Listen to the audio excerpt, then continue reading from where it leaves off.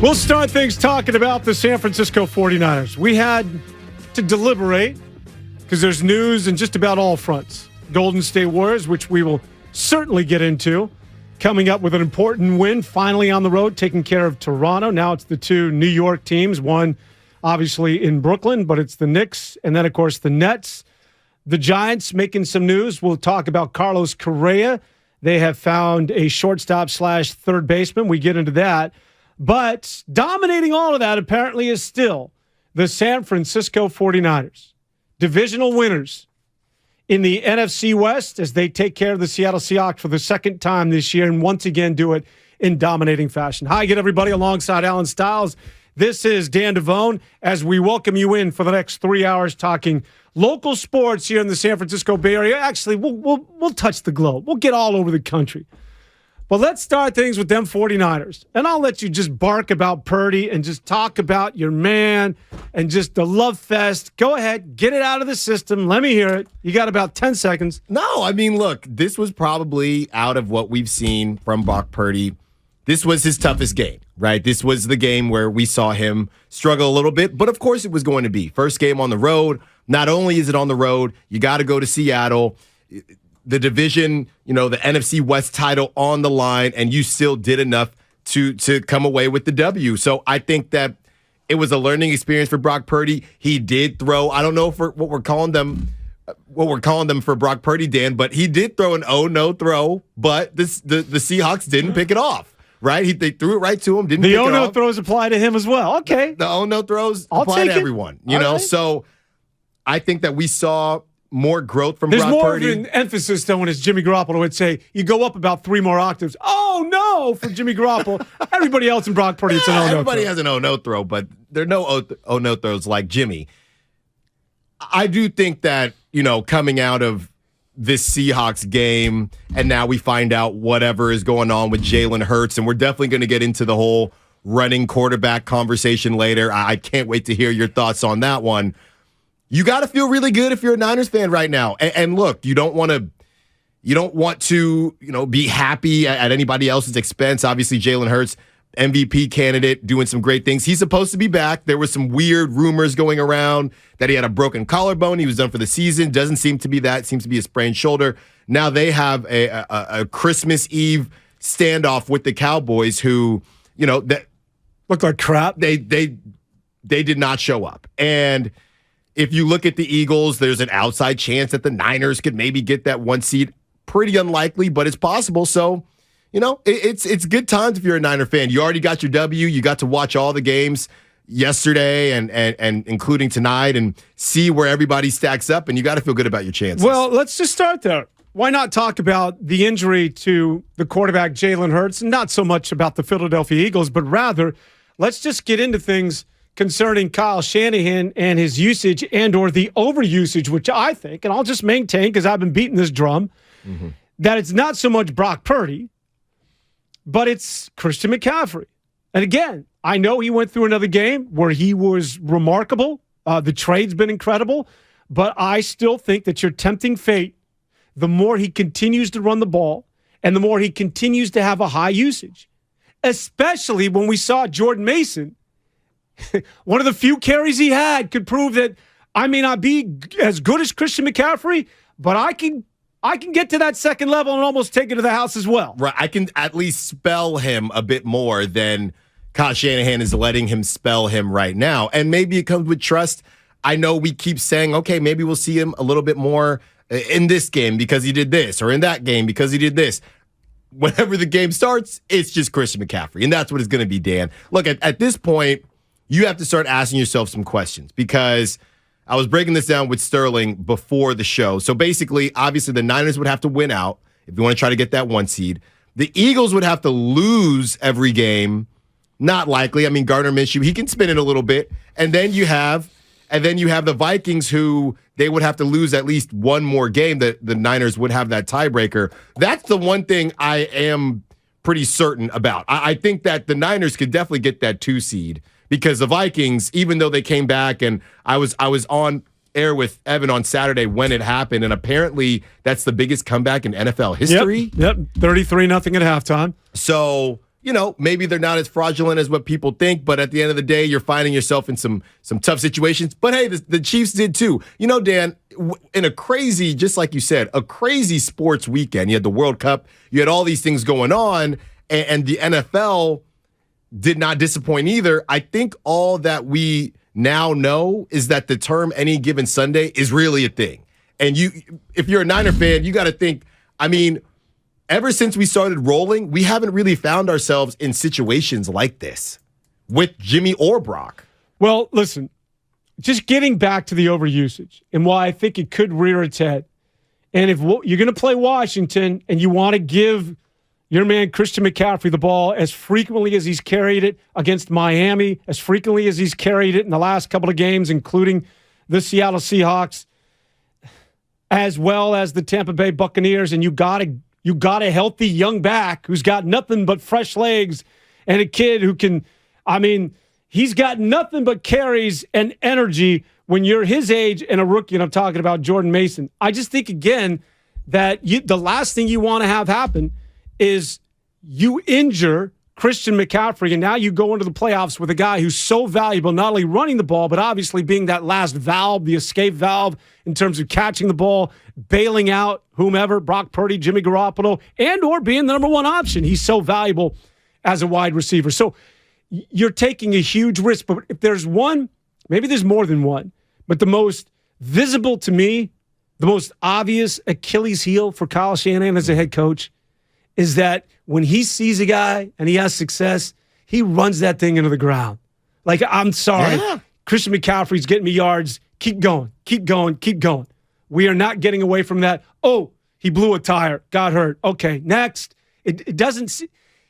It's not as though after what happened to Trey Lance, and I know that it's not apples and apples here, but it's not as though the light went on that maybe I got another guy. Let me just balance him out. Let me just save him. That's not how he works. And that's the reason I was bringing up the 1 seed, the 2 seed. That's why I'm bringing it up, because the question is it worth possibly injuring your best offensive weapon in trying to chase the 2 seed, right? In my opinion, it's not, because right now that 2 seed are the Vikings, who I believe are fraudulent. I know you don't want to go on the road anywhere, but if you're telling me, hey, we got to run Christian McCaffrey this many more times, a very physical Washington team is who they have next, and then you have the Raider game, who knows what can happen there, and maybe by that time everything is more solidified, so we're not having this conversation against the Cardinals. But if you're telling me Christian McCaffrey is going to have to run like this in order for the Niners to maybe get the 2 seed, and you're pretty much locked into that 3 seed, I just don't think it's worth it. Well, I would, listen, even if the playoffs started, I would consider having more of a balanced approach with Jordan Mason. I think he's just too valuable, not only this year, but going forward. And I'm not talking about bubble wrapping the guy. I'm just saying the drop-off is not that severe if you've got Jordan Mason carrying the ball, going over the same hole and getting to the second level, or running behind the exact same offensive line that is providing all these gashes for Christian McCaffrey. I just think it's dangerous. And for a team that has been bitten by the injury bug so frequently to once again embark on this high wire act, it's dangerous living, I think, for Kyle Shanahan and company. He just hasn't shown that, hey, listen, man, I need to do it a different way. But if he thinks if Christian McCaffrey means that much more, and he's that much more significantly better than that of Jordan Mason, and Kyle Shanahan, I defer to him, he knows better than I, well, then God bless, continue to do it. But when a guy who's been often injured, especially over the last 2 years, he's out with an ACL, trashes the ankle, tears a bone in the foot, whatever it is, you got no one to blame but yourself. Because there were other ways of doing this. Yeah. I would agree. Obviously, you don't hope anything like this happens, but I do find myself watching these games, and I'm sure I'm not alone. Once you get later in that game and you're seeing McCaffrey, he's still doing his thing, but it's taking a little bit longer to get up, right? He's a little bit slower to jump up once it gets later into the game. But Kyle Shanahan is thinking, look, if it ain't broke, don't fix it. And if it does break, we'll just figure out something else after. I don't really know. Well, that's it. No, that's it. He lives in the moment, man. 888-957-9570, 888-957-9570. I usually like to wait a little bit before we take calls, but let's get right into it on a Monday and check in with our man, Zach. Zach's out in Redwood City. Zach, talk to me. What's going on with you? I'm just heading home from the links right now, so played all right. How'd you hit him, bro? How'd you hit him?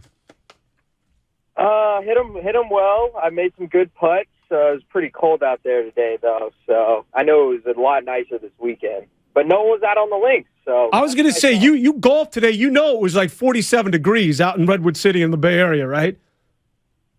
Oh, yeah, I know. But, hey, it was cold, but it's hot. And as our 2020 song for the season, Hot, by Young Thug, or not Young Thug or whatever. I know where you're going. Cam, if you get a chance. Yeah. Go ahead, man. Zach, what's on your mind, buddy? Again? Well, I mean, I just turned on you guys, and I'm so glad you're talking about McCaffrey. I mean, specifically as far as the injuries go. I know I was talking to some friends because I'm so scared that, especially, I know we've gotten really, really, well, I mean, I wouldn't even call it luck because we've gotten really bad luck these past couple years with injuries, but I'm scared, man, these injuries in these next 3 games. And the point I wanted to make, and that came to my mind, as far as, do you chase the two seed? The Warriors, right? In 2016, 2017, we chased the 73 wins, and it came back to bite us. So look, I think we should give McCaffrey some rest. You got to throw Jordan Mason in there. He looked great, and give some other guys some rest. Trent Williams. Dog, probably give him some rest, but you don't want to. I say, if you're the Niners, look at the Warriors in 2016, 2017, and go from there. That's a good analogy. That makes a lot of sense, and I think it hit home to a lot of Warrior fans as well as the crossover with 49er fans. That when you're chasing regular season records or you're looking to improve your playoff positioning, sometimes you compromise what's in front of you, that being the big prize. And getting to a Super Bowl. Well, Kyle Shanahan has already said they're trying to get the 2 seed. Now, he has to say that, right? I don't think you can come out and say, nope, we're just going to coast in. We will see how they play this thing. Obviously, the Jalen Hurts situation changes things a little bit, but I just don't see the Eagles losing the last 3 games, even with Gardner Minshew. Because, look, and if they do, then Jalen Hurts might definitely get the MVP because everybody's been saying, well, and I think Dan Orlovsky's been saying it, this team has been the most, I guess, quarterback-friendly team. And he said it wasn't as a slight at Jalen Hurts. It's just how he feels, and it's just the facts when you look at what the Eagles have. So with that being said, if guys like Dan Orlovsky and guys like that are correct, Gardner Minshew, who is, I would say, an above-average backup quarterback. You love talking about this guy. No, I'm just saying I would call him an above-average backup QB. Yeah. Compared to what we've seen. Long-time starter. Exactly. Jacksonville did some good things. So you figured they're going to win one of those games, so that locks up the 1 seed. So again, do you really care about getting the 2 seed over Minnesota? Some people on the text line are saying, 831 is saying that they're fraudulent. Niners will be the 2 seed. Vikings will lose in the first round. I'll tell you this much, even if you look at the breakdown, if you do think the Vikings are fraudulent, you probably don't even have to worry about going to Minnesota. To be completely honest, they might not even get there. Just getting back to usage, though. It just seems to me that it's so elementary that when we talked about Trey Lance, and we even said at the beginning of the season, look, if you continue to run this guy, there's a good chance he's going to get hurt. After what we saw at Arizona last year, the few glimpses we've seen of this guy, that if you run him and you run him frequently, he also has sort of a violent running style, And I think that sort of compounds things. But there's a good chance he's going to get hurt. Sure enough, I don't think we're not soothsayers here. We're not predicting the future and making money off of it. We're just simply, this is sort of factual. And I don't think you're sticking your neck out on the line saying, Trey Lance is going to go down with an injury if you continue to run him this frequently. Sure enough, boom. Deebo Samuel, we've been saying for more than a year, If Debo continues to run, especially up inside, whether he cuts it up inside or not, the guy plays to contact, there's a good chance he's going to get hurt. Sure enough, boom, out with an injury. And all I'm saying is Christian McCaffrey's missed the last 2 years because of injuries. And if you run him this frequently, there's a good chance he's going to get hurt. And again, I'm not trying to start anything, or I'm not trying to rain in anybody's parade with a 10-4 team that just won the division. I'm thinking about some logistics here and trying to, I'm trying to steer this ship in a different direction before it happens. Yeah, I think it comes back to the same question that we had with Trey Lance, though. What is the line, right? What is the line to where if Christian McCaffrey still went down, you would say, all right, he went down, but that's just football, versus, yeah, he went down, but look how much he's running, right? Like, what is that line? If we look at how many carries Christian McCaffrey had in that game against the Seahawks, so he had 26 carries for 108 yards against the Seahawks. So what is that line? Should you cut that in half? Yeah, exactly. 26 carries is pretty high in today's NFL. Now, granted, the 49ers run it more than anybody else, but it doesn't mean that you necessarily have to have a workhorse, right? Mm-hmm. Especially when you have apparently another talented running back. And I would love to see Christian McCaffrey more. And I'm not saying don't play Christian McCaffrey. I would love to see him more in the slot. I just think you put him in harm's way when you run him 26 times in between the tackles. And I don't care if it's the Seahawks. And listen, Sweat, and I hear Chase Young's coming back for that game with the Washington Commanders. I don't care who the opponent is. That's a tough way to make a living in the NFL, especially for a guy who's shown to everybody that he's prone to getting dinged up and missing some time. And look at this, Dan. You have 26 carries, right? He averaged 4.2 yards a carry. Here's the other thing. He had the most receptions on the team. He had 6 receptions for 30 yards. The next closest was George Kittle with 4. So not only is he carrying the load quite literally in the running game, he's also very important to the passing game, like you said. So you have to keep all those things in mind, and he's taking hits like that as well. You cutting in half. I mean, Jordan Mason, 4 carries for 64 yards. Obviously, he had that long one. So he's averaging 16 yards a carry. Let him spin. You want to win? Put Booby in. Let him spin, man. All right. If that's the way, if we've got this caveman mentality, okay, just keep in mind, you've been forewarned, right? It's sort of like the Titanic. There's icebergs potentially straight ahead. You got to keep an eye on those things. Boom, collision. When you hit it straight on, things go haywire, just remember that there was a different path we could have taken. And I don't think that it jeopardizes your team and or makes you inferior, especially offensively. Not when guys like that of Jordan Mason. There's still so much, too, that I feel like they could do in the run game, and they don't. And it's a fine line. We've talked about this before. It's a fine line between,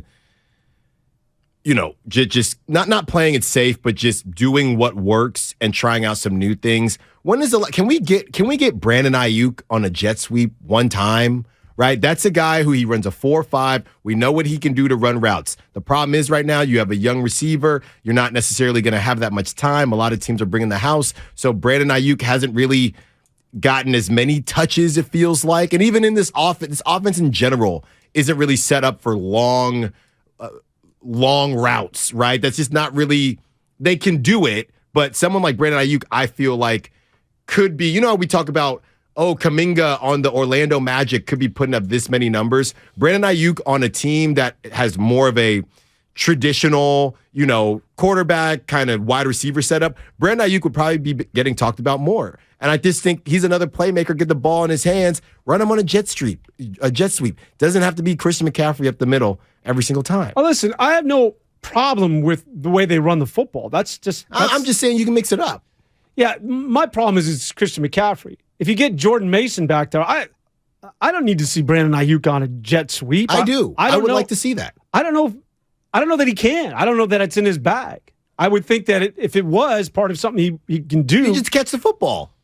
What's that? What do you mean in his bag? Well, I think there's a little more nuance to a jet sweep. You're talking about now getting a handoff, reading blocks, coming off the corner. Yeah. That's very different than just running a route and catching it and going to open space. Just get to the outside. Doug's hanging out in Berkeley. Let's get out to Berkeley and let me hear my man Doug wants to talk about McCaffrey and the usage. What's going on, Doug? Hey guys. Good today. How you doing? I'm well, man. How are you? I'm really well. Driving home from work, picking up a little pizza, getting ready to sit back and watch some. From where? Where are we eating pizza from? Zachary. Yeah, why do I know Zachary's? Cam's going nuts. Cam, really quick, what do you got? What kind of knowledge are you going to give me on Zach? You got about 10 seconds here. Zachary's pizza is real good. It's a deep dish pizza. So I just had it yesterday myself. Okay. So that's not a pizza. You're eating a casserole, man. Those deep dish things they're too much. But go ahead, Zach or Doug. It's tasty. It's tasty, and they also make a good health. If you don't like the deep dish, they make a good health, which we have sometimes. It's you can kind of design it yourself. It's really pretty good. You got to try it. All right, buddy. What's up? So I can't agree with you more tonight. I mean, I cannot agree with you more. Given the history, given what we've seen about players who probably shouldn't be running between the tackles for the 49ers as much as they are, and given McCaffrey how valuable he's been and how, it was like a game-changing thing acquiring him. With his history, I don't think you should use him this much. I really don't. I think you're spot on. Do you have I guess I got to ask you, do you have a potential reason why Shanahan seems to be so stubborn about this? And our mobile quarterback, which is what we needed in the beginning of the year, not a fullback quarterback, a mobile quarterback, out for the season because of this. I worry. Yeah, thanks, Doug. I think he's just very old school in that way. And I think he's much like that of his old man. Now, keep in mind that Mike Shanahan started this, Bobby Turner. It's been handed down to him. And you continue to feed the beast. If you have a running back that is gaining you yards, you stick with him. And a lot of it is just, it's nuanced because it's timing, right? He's hitting the hole. Mm-hmm. He's in sync with that offensive line. It's all just like poetry once you start carving up a team and moving the ball down the field, which is why you stay with that guy. I understand it. But I do think there's an option. Listen, if we're talking about, your quarterback, or if we're talking about a position where there is nobody else, well then, yeah, you got to live with that risk. I just think that Jordan Mason could alleviate a lot of that risk. Yeah. I mean, it seems simple enough. And you are in a position where you can, like, if they had lost to the Seahawks, we might still be having this conversation, but it would be a little bit harder because you're still trying to get something. They have the NFC West. There's no real reason to run Christian McCaffrey as much as they've been running him moving forward. I feel like if we want to, whatever conversations we had in the past before they had the NFC West title, whatever. Now that they have it, you can have those conversations. Hey, it's everything, Dan. It's risk assessment. We don't even have Elijah Mitchell because he's injured. We don't have Debo. Forgot all about it. Because he's injured. So the answer to that is not just running Christian McCaffrey even more. It shouldn't be. And there's no way on this green earth that Jordan Mason should only have 4 carries, should have less than, I want to say, to be honest, 10 feels high, but it feels like he should have 10 carries a game moving forward. It wasn't until almost the fourth quarter before he touched the ball. Right. Which is a little silly. All right, we see you on the phone lines. We'll continue the 49er talk, and then I want to get into you Raider fans. Where are you? It's not often we open the door and say, step on in, let's hear you bark. But what do you got to say about that miraculous, maybe the wildest ending in the history of the NFL, where Chandler Jones takes it back to the house? If you Raider fans want to bark on what was an absolutely crazy weekend in the NFL, we will hear from you. Also, Matt and the rest of the callers, hang on. We'll talk more about the 49ers when we continue here on 95.7 The Game. Someday, you might be with friends in the Bay Area, telling the story of how you navigated these complex times. The market was all over the place, so you reached out to a Merrill advisor, and with their help, charged ahead. And unlike your fishing stories, you won't have to go overboard. Find an advisor at ml.com/bullish.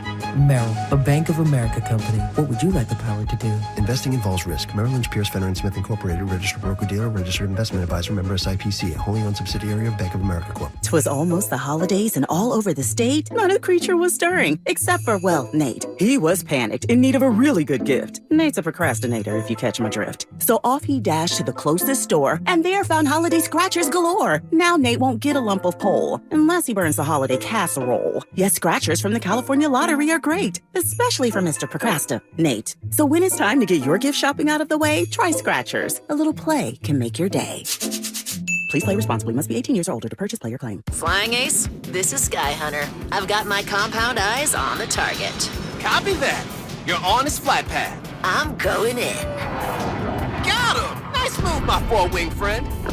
Tasty. That mosquito never saw me coming. See how dragonflies catch a mid-air meal at Bugs, a new exhibit at the California Academy of Sciences. Explore the secrets of bugs, massive models, and more. Now open. Get tickets at calacademy.org.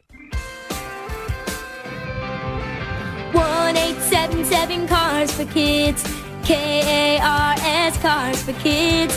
1877 Cars for Kids. Donate your car today. 1877 Cars for Kids. KARS Cars for Kids. 1877 Cars for Kids. Donate your car today. Donate your car today at carsforkids.org. That's cars with a K. Your car, running or not, can be picked up as soon as the next day. You'll get a maximum 2022 tax deduction and a vacation voucher. 1877 Cars for Kids. KARS Cars for Kids. 1877 Cars for Kids. Donate your car today. Hurry! It's your last chance to donate for 2022. Get fast, reliable speeds at home and on the go with internet and mobile from Xfinity. Now through December 21st, new customers can get 1.2 gig internet plus Xfi Complete with unlimited data and Wi-Fi equipment included. It's just $50 a month for 2 full years with no annual contract when you add Xfinity Mobile with unlimited data at regular rates. Plus, get $200 back. Go online, call 1-800-XFINITY or visit a store today.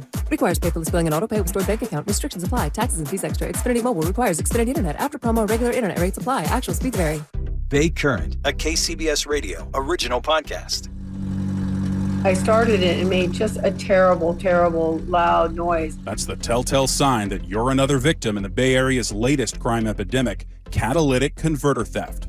On the latest episode of Bay Current, we examine why thefts are up 185% since 2018. You start to get into more organized crime. Subscribe to Bay Current on the Odyssey app or wherever you get podcasts. Hi, welcome to IKEA and our winter sale. Hi, we've got hundreds of offers on everything from storage solutions to... I'm sorry, did you say hundreds? Yes. I'm still working from home. Anything to help me get organized? Absolutely. Check out our offers on shelving and desks. Ooh, what about mattresses? Yep, those too. Dressers? Sofas? Yes, and yes. I think I need a bigger cart. Visit us at IKEA-USA.com/offers for details. Offer dates may vary. U.S. only while supplies last. Selection may vary by store and online. See store and IKEA-USA.com/offers for complete terms. Restrictions apply. Business owners, you may be eligible to claim the Employee Retention Tax Credit, a payroll tax refund from the United States Treasury, applicable to businesses who kept employees on payroll during the pandemic. Contact Paychex to see if you qualify at paychex.com/ERTC.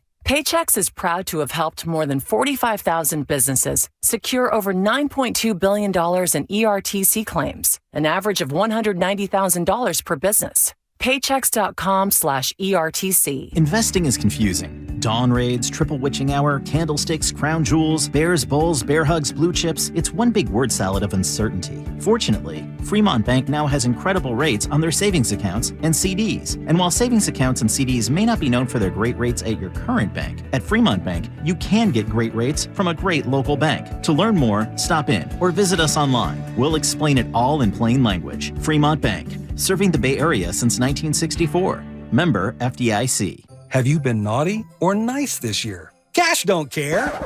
At Jackson Hewitt, you could still get up to $4,500 for the holidays. Some bucks now, more bucks in January. So be naughty. Snap up all the ginger snaps. Wear a pretty sweater to an ugly sweater holiday party. You could still get up to $4,500 when you go to Jackson Hewitt today. Details at jacksonhewitt.com. Eligible clients can get up to $1,000 in December and up to $3,500 in January. Loans by Republic Bank and Trust Company. Finance charge may apply.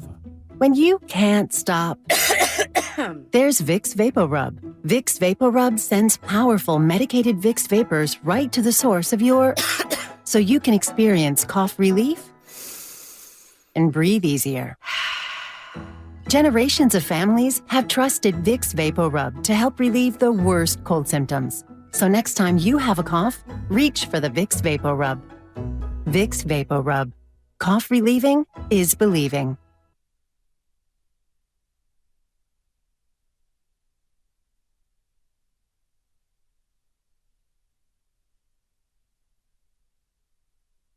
Now back to 95.7 The Game. Getting some good text here.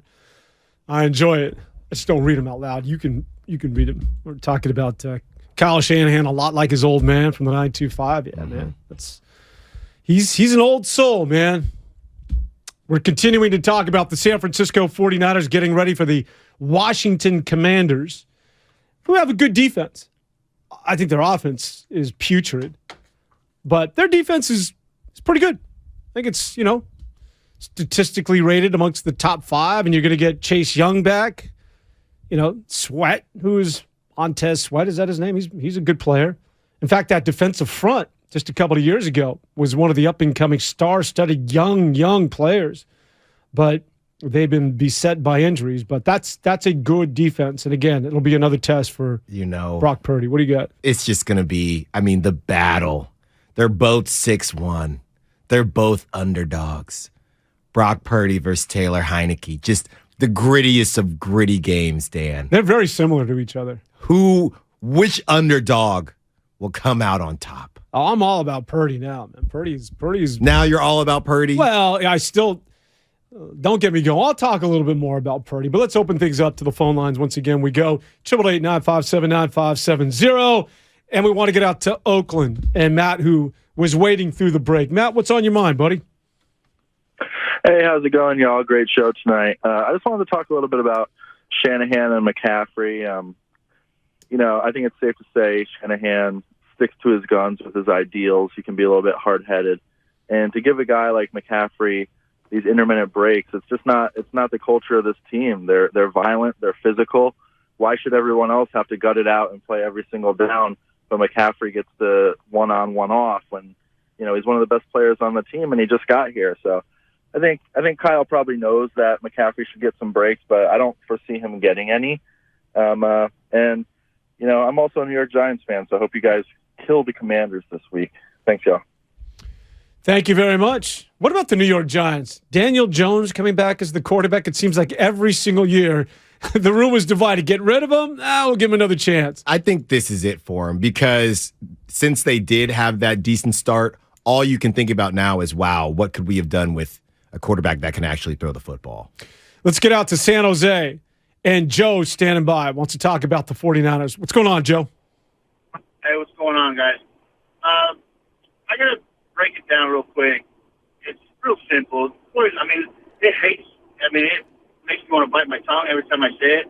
The Niners are way ahead of the bar in the NFC. Okay, we're going to break it down. Minnesota, no, they can't hang. NFC East, anybody from the NFC East is going to get slapped. And my team's in the NFC East. And the Niners are just, the train has left the depot and it is going full speed. And there's no one in the NFC that can even compare to the Niners. The defense is crazy. They go 100%. They go 100 on the gas from kickoff to end of the game. There's not an offense in the NFC that can keep up with the defense. That's the bottom line. I would agree with you. This defense is historic. Now, look, there's still time to go, and you got to do it in the postseason. Right. Number 1 in the NFL in points allowed and yards allowed. I don't know how much more dominant you can be. They shut everything down. You can't do anything against this team. And that phrase that is so overused, fly to the football. Oh, they fly to the football. This team flies to the football. Mm-hmm. These boys go sideline to sideline. They scrape, and they will hunt you down. I don't know if I agree with everything about the Niners defense. To say that there's nobody even close to them in the NFC, I don't know if I can say that. Well, Dallas, when healthy, is close, I think, to the 49ers. To be fair, it's only two teams. To me, it's Dallas and the Eagles. Yeah, Eagles are good. How many Pro Bowlers from this team do you envision? And I'm talking about the 49ers. We got to go Bosa, 1. Right. Fred Warner's 2. Dre Greenlaw. Drain Greenlaw's 3. I'm putting Charvarius Ward at 4. Mm-hmm. And my 5th might be a long shot, but I don't think there's any doubt about it. Talanoa Hufanga. That's 5 guys that I know. Mm-hmm. Unless you can think of Sterling. Anybody out jump to mind? Anybody you think is a Pro Bowler on the 49ers that I'm overlooking here? Well, with the fan vote, 6 49ers won their respective positions. That would be Christian McCaffrey, Kyle Juszczyk, George Kittle, Trent Williams, Nick Bosa, and Fred Warner. So 6 Niners won the fan vote for their position. Okay, yeah, I was just doing it on defense. Sorry, I was relegating that to defense, but that's interesting. Wow. Speaking of awards, keep the headset on there, Sterling. Just stay with me here. I don't know, has anybody talked about this? How about Rookie of the Year for Brock Purdy? Does he have enough games? If he goes to the end of this season and doesn't lose a game, Rookie of the Year. It's not a very. If he goes 6-0, you got Olave out in New Orleans, right? So you have an offensive Rookie of the Year and a defensive Rookie of the Year. So we're just talking about offense, right? That's the way the NFL does it. I know Olave's been pretty good. Drake London in Atlanta. London Walker, I think, with the Seahawks as a rookie. They just saw the running back who's been pretty good. If Purdy continues on this trajectory, they probably won't give it to him. But he'd be firmly in the convo. Man. I'm willing to bet Vegas has got odds on him. I bet he's in there. I bet he's in that top 5, top 6, 7 kids. It's got an opportunity. Brock Purdy, you're Rookie of the Year. It's possible. It's possible. The only I can't talk about Brock Purdy without sort of, just bringing it back down to planet Earth here a little bit. And I'm not throwing. I like this guy, man. I really do. He's some of the throws he made. Now you could say it's all by design and schematically. Anybody could stand in there and do that. But on the road in Seattle, I know how loud that place is. But on some of those third downs and the completion he made to Kittle, hit somebody on a slant, ran for one. That's. He seriously he's got a little something. There's no doubt. But you know what I equate him to? Are you familiar with Chris Duarte? Mm-hmm. Former Oregon basketball player. He came out, was it last year? The 2021 draft, right? He was in the same draft class as Jonathan Kuminga, Cade Cunningham, and those guys. They talked about Duarte. He went top 15. I want to say 14 or 13, maybe 13 overall. Duarte, they said, because he played, I believe he was 4 years. He came from a JC, then 2 years at the University of Oregon. They said, you're going to get a player who's going to be very good, okay? But they always talk about the high ceiling, low ceiling. He is the proverbial low ceiling guy because what you're going to get is good because he's played 4 years. Kuminga's raw. All these other guys are raw. But the upside, eventually, what you're banking on and there's a high level of risk, but what you're betting on is that this guy supersedes anything that Duarte could do. And I just see that somewhat with what we're recognizing right now with Purdy. He is a rookie, and he is doing amazing things.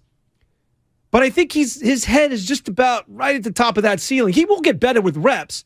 But if you're expecting him with more reps and more seasons, and the further he goes along, that he's going to turn into this, oh my God, we have no idea where the future is going to take us with this guy, I think you're barking up the wrong tree. No, and that's the whole reason he was drafted last. At Iowa State, he had a lot of going into one of his seasons at Iowa State. He was starting to get a little bit of pub. But the thing is, he's been the same guy. You could almost make the argument he's been the same guy since the senior year of high school, right? He's taken some steps, but when scouts were looking for him to take the step, he never took it. He's just a good quarterback. He's just a fundamentally sound, good quarterback. He just a little undersized, and he doesn't have the strongest arm. But besides that, he does what is necessary to keep you in the football game. He is literally the word game manager. That's what he is, with the ability to do some things that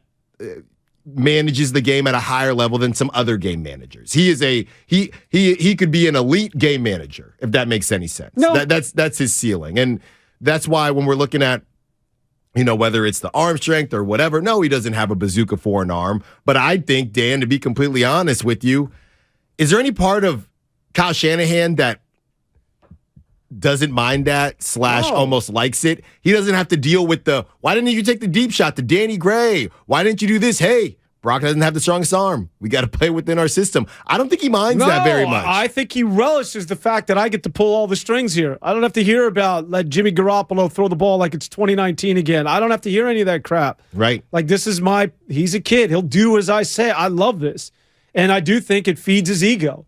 Because should they win the Super Bowl, you're going to say, Kyle Shanahan, you are ingenious. And maybe he is when it's all said and done with. I will say this about the kid. Look, I'm not hating on him at all. It's fact that every quarterback who's ever played this game, from Josh Allen to Patrick Mahomes to Johnny Unitas, is going to throw some interceptions. Mm-hmm. It happens. A bad half, a bad quarter. He hasn't had that yet. It will come. That's not to say that's not an indictment on his talent. That's from playing the position, especially if you're going to play over an extended period of time. There's going to be a rough patch. So as we check the boxes, and he's checked a lot of them, I think next for me is when you throw that pick. The adversity. If Diggs holds on to that thing, if some of these picks, you threw one against Tampa Bay, got called back because of the penalty, you're flipping field position, your team scores off of one of your turnovers, how do you respond? Yeah. And that's why you're in a tough position if you're a Niners fan, because you don't want to be in that position. You want to win out, win the rest of your games, but you don't want that. You don't want to find out how he reacts in the playoffs. So is it safe to say, and you as funny as it sounds, you hope now that you got the NFC West locked up, and I know you want that 2 seed, and there's an outside chance for the 1 seed. Would you rather see Brock Purdy in some adversity, and maybe you win the game, maybe you don't, you're locked in already? Would you rather that, or would you rather just roll, as we've said with the Eagles, no adversity really for the Eagles so far? Brock Purdy rolls, they keep dropping his interceptions, so he's never had to deal with them. I know people keep saying, well, look what he did right after he almost threw that pick. He went to Kittle. It's different when the pick actually happens. It's one thing to almost throw one. It's different when you actually do throw it. So would you rather just win out, the easy answer, or is there a part of you that says, look, I don't want to lose to the Commanders, but I'd like to see Brock play in some adversity, whatever that means. I don't want him to throw a pick, but I don't want his first pick to possibly be in the playoffs. Or, some people would sit there and say he might just not throw one. He might just not throw one for the rest of the year. Yeah, it's a little ridiculous, but who knows this kid at this point. But then you'd rather see how he reacts. You'd rather get his feet wet and throw a pick in a regular season game. Yeah, that's just part of it. That's sort of, your rites to passage as an NFL quarterback. Adversity. It happens. It happens to Tom Brady. It happens to everybody. He's currently 5th, according to the text line here. He's currently 5th in odds for Rookie of the Year. Wow. Mm-hmm. Vegas has got him at number 5. So, look, that's number 5 right now. If he continues to win out and he wins the remainder of the games, wins a playoff game, who knows? How many games would that have been that he started? Well, it was 3 games ago, so 8. So 8? That's enough. To me, that as a quarterback, that's enough. Once again, you Raider fans, how you feeling? How you living today? That was wild stuff, man. I had never seen finishes like that in an NFL weekend in a long. I think last year in the wild card weekend, I want to say was some crazy stuff going down. I was at a Raider spot in Alameda. When it happened? When it happened. And everybody, just kind of watching, all right, we're going to go to overtime, probably going to lose. And then it happened. And everybody was just losing their mind. Okay, see, now I give you Rookie of the Year, and then you just got to lose your mind, 510. Brock for MVP and Rookie of the Year. All right. Yeah, that was crazy stuff with New England, which was probably one of the most inexplicable. And I've heard, you know what made me think of it? I was listening to the end of the football show with Salisbury and company, and our man Mr. Lowe. So I mean, they were talking about it, like, and Salisbury was just going after the New England Patriots. Like, what are you doing? Yeah, why aren't you just kneeling that? Because he said, Bill Belichick said, Mac, we don't think Mac could throw it that far. It's about 55 yards, which is, man, that's not all right. And that does bring up the question too that I want to get into more, Dan. This arm strength question. But in terms of what the Patriots did, why you're not kneeling, the Jacoby Myers, it was just bizarre. Well, you know, I put it on Ramondre Stevenson. Is that his name? You want to talk about? You were joking about Jordan Poole and fixing games. You need to check Jacoby Myers' FanDuel. Yeah, I don't know. Check Stevenson FanDuel. Hey, you started it. I don't know that's a little too. How do you pull that off? Like that is you can't even write that. As they say, if you do something that's so crazy, people wouldn't believe it's true. I'm going to literally give this ball away. But why would Ramondre Stevenson even ladle the football? Like the running back as he was. Right. There's plenty of blame. Because once you get the around. ball, like that guy's like, oh, it's the end of the game. Let's keep it going. I've done this before, forgetting that the game was tied. Yeah. And then I've heard people going after Mac Jones saying, dude, you can't let Chandler Jones get to the end zone. You got to hang on to his ankles. Just hold him up. No, come on now. It's Chandler Jones and Mac Jones. Yeah, come on now. In between you and the game. He got stiff-armed. There might have been an imprint in the grass from that stiff arm. And then you get Indianapolis up 33-0 at the half in the greatest comeback in the history of the NFL. And, of course, you know who the quarterback happens to be for the Indianapolis Colts. It's Matt Ryan. Sound familiar? Up 28-3? Yep. 28-3 against the New England Patriots, only to see that lead go by the wayside. Just Saturday. How you loving him now? Is he done after this, Matt Ryan? Yes, he's got to retire, right? He's done, and so is Tom Brady. God, I don't know. cannot entertain this, giving him the benefit of the doubt because of what it is that he's done in yesteryear. Look at him now. I love Tom Brady, man. Sarah High School shout out. Padres, you suck. I went to SI. But that aside, Bay Area, we represent. And I love his old man who listens to Sports Talk Radio. Phone in if you're listening to old man Tom Brady. But old is old, man. Look at him right now. If you didn't know anything about his past, you were sleeping in a cave for the last 25 years, and I said, just look at this guy in the all-22. What do you think? You would say, my God, man, he doesn't have arm strength. He can't make the throws anymore. He can't run. Okay, but where is the line, Dan? We get to the end of the year. Let's say the Niners lose in the NFC Championship again. Brady, hey, I want to come home. Dan Devone is the GM. I want to come home, Dan. What are you saying? I say, come on home to San Mateo. Yeah, let's go get a cocktail. But you ain't going anywhere near this field, brother. It gets over, man. It's over. You think I'm going to go with a kid by the name of Brock Purdy or some of the choices I have and bring back, this old man? No. Old is old, dude. It doesn't matter off season. Everybody begins to forget about what happened the previous year. I'm giving him one more year. I would. What's going to happen next year that's going to improve off of this year, other than there's going to be a new digit next to the 4? It's going to be 47, I believe. 46? But specifically, I'll give you this one. Niners, yes, because as we've said, the Niners team is not a QB-dependent run team. It's just not, right? So you put somebody like Tom Brady, yeah, I'm giving Tom Brady a year to see what he can do with these weapons and this defense. What I keep hearing about the team we were just talking about, the Raiders. I don't get Tom Brady to the Raiders at all. I don't understand it.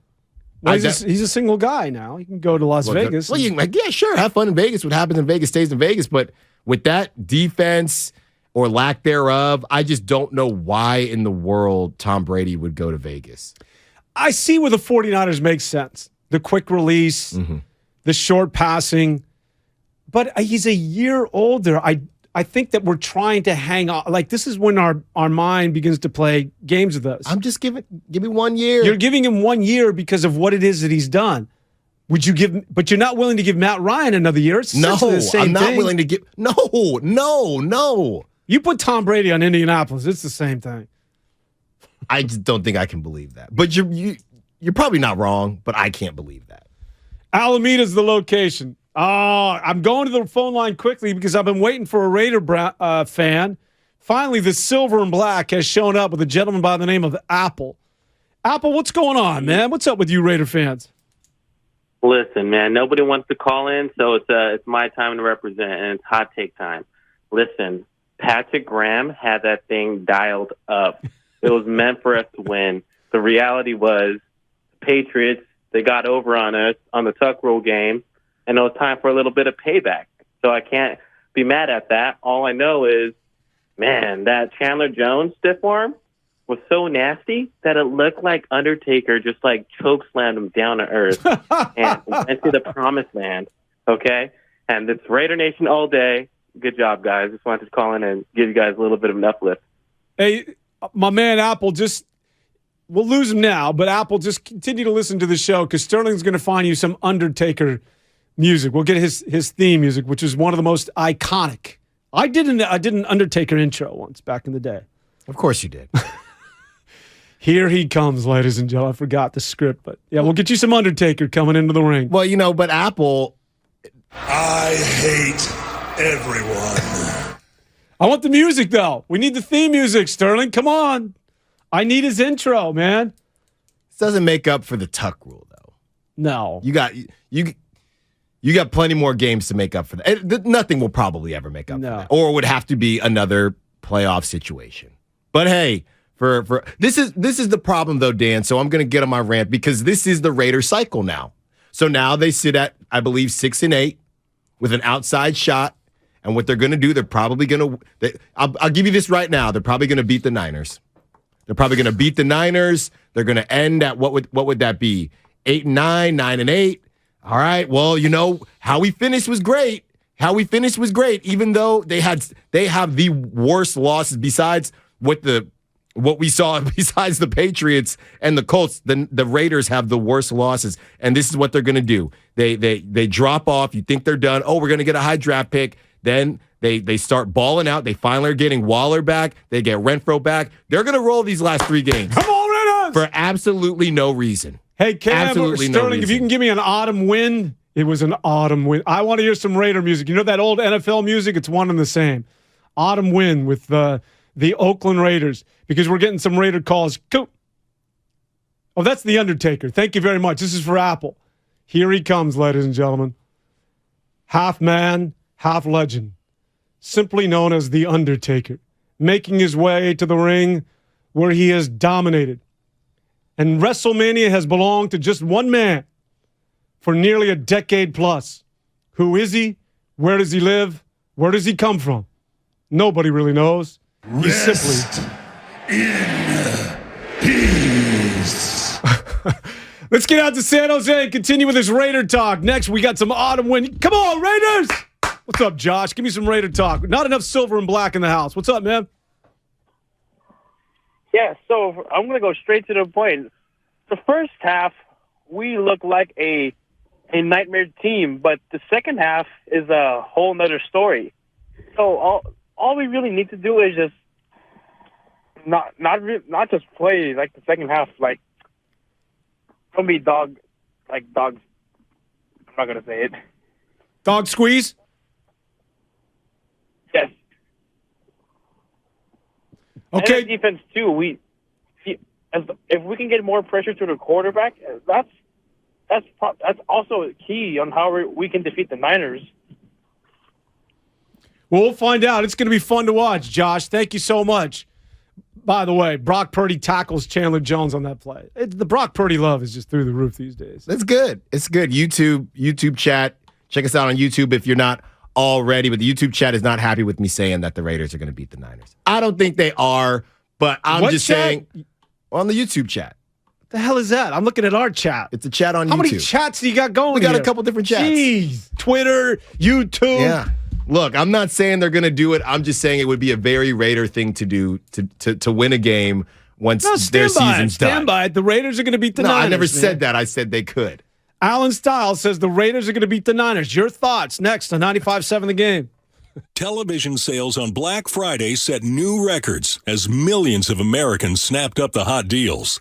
But a lot of people were out of town or too busy to take advantage of the special pricing. So, how about a redo? Right now, you've got a second chance to save big on many of the top-rated Samsung, LG, and Sony TVs. Where? At Video Only, where the smart shoppers go. So, don't miss out. Check out Video Only now, or you'll be sorry. At Fisher Investments, our clients know we have their backs.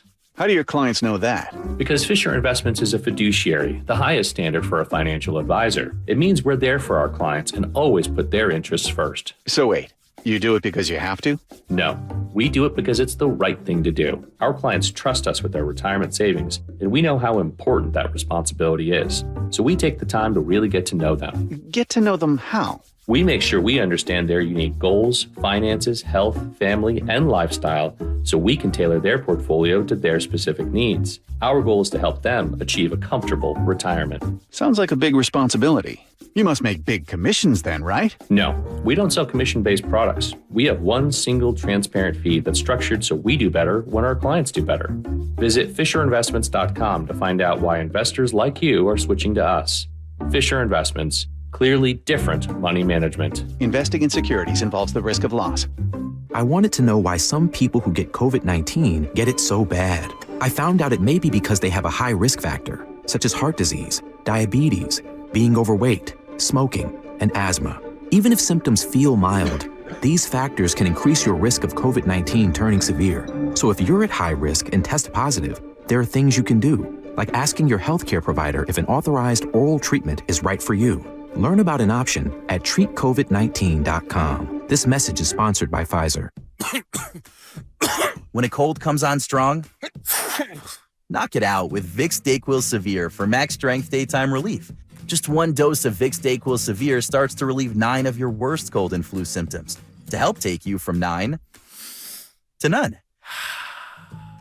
Power through your day with Vicks DayQuil Severe. The daytime non-drowsy, coughing, aching, fever, sore throat, 9 to none medicine. Use as directed. Homeowners are choosing the beauty of Milgard Trinsic Vinyl featured at Dolan's. Narrow frames, the contemporary look, the color choices, perfect white and tan, and an array of custom exterior colors. And that's only the beginning. The innovative Smart Touch window locks exceed California's rigorous forced entry codes, plus energy efficiency for comfort. Discover Milgard's vinyl benefits in the Ideas section at dolanlumber.com. Life doesn't stop when the economy is uncertain. The market might not care you have a wedding to plan or a kid to put through school. And inflation doesn't know you've got a family to feed. But Bank of America does and is here to help. With digital tools to help you save and local experts in the Bay Area, you can keep life moving forward the way you need it to. Bank of America. What would you like the power to do? Learn more at BofA.com/San Francisco. Bank of America N.A. member FDIC equal credit opportunity lender. Wesley Financial Group is not a law firm. This story is called The Ugly Truth About Timeshare. If you think you've done your family a favor by buying a timeshare, you need my help. Hello, I'm Chuck McDowell, CEO and founder of Wesley Financial Group. 10 years ago, I started helping folks cancel their timeshare, and in the process started what's now called the timeshare cancellation industry. Timeshare is the only thing that you can buy that you can't tell me how much it's going to cost or when it's going to end. When you buy a timeshare, you give them a blank check to fill out any amount they want for annual maintenance and assessment fees. The crazy thing is, this never ends. Even when you die, your family's now going to be stuck with this burden. Stop the insanity today. Call my office now. If we take you as a client, I guarantee we'll cancel your timeshare or you'll pay nothing. Call for your free information kit. 800-543-3399. That's 800-543-3399. 800-543-3399. When temperatures drop, COVID-19 cases may rise. So if you test positive and are at high risk, act fast. Even if your symptoms feel mild, ask your provider if an authorized oral treatment could be right for you. Visit treatcovid19.com. Sponsored by Pfizer. ZZ Top and Leonard Skinner are coming to Shoreline Amphitheater August 10th, and 95.7 The Game has your tickets. For your shot to win and get in the running for the grand prize 2023 Shoreline Lawn Pass, head to 957thegame.com. Do you have neuropathy? Are you experiencing numbness, tingling, and pain that just won't stop? Are you taking dangerous drugs that have serious side effects and never fix the pain? If so, please listen to this message. Neuropathy is a serious, progressive condition that only gets worse if not treated properly. Call SF Bay Wellness at 844-94-NERVE to get back to doing the things you want to do. There is no drug, exercise, or surgery that can heal nerves. Don't wait until your condition gets worse and stops you from living your life fully. SF Bay Wellness has a time-tested, proven track record of helping hundreds of patients to improve and reverse their neuropathy. If you're ready to regain your independence, contact SF Bay Wellness at 844-94-NERVE.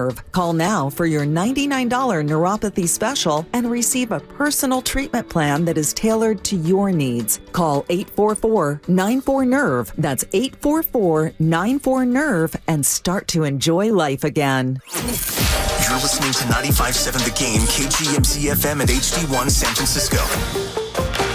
Always live on the free Odyssey app.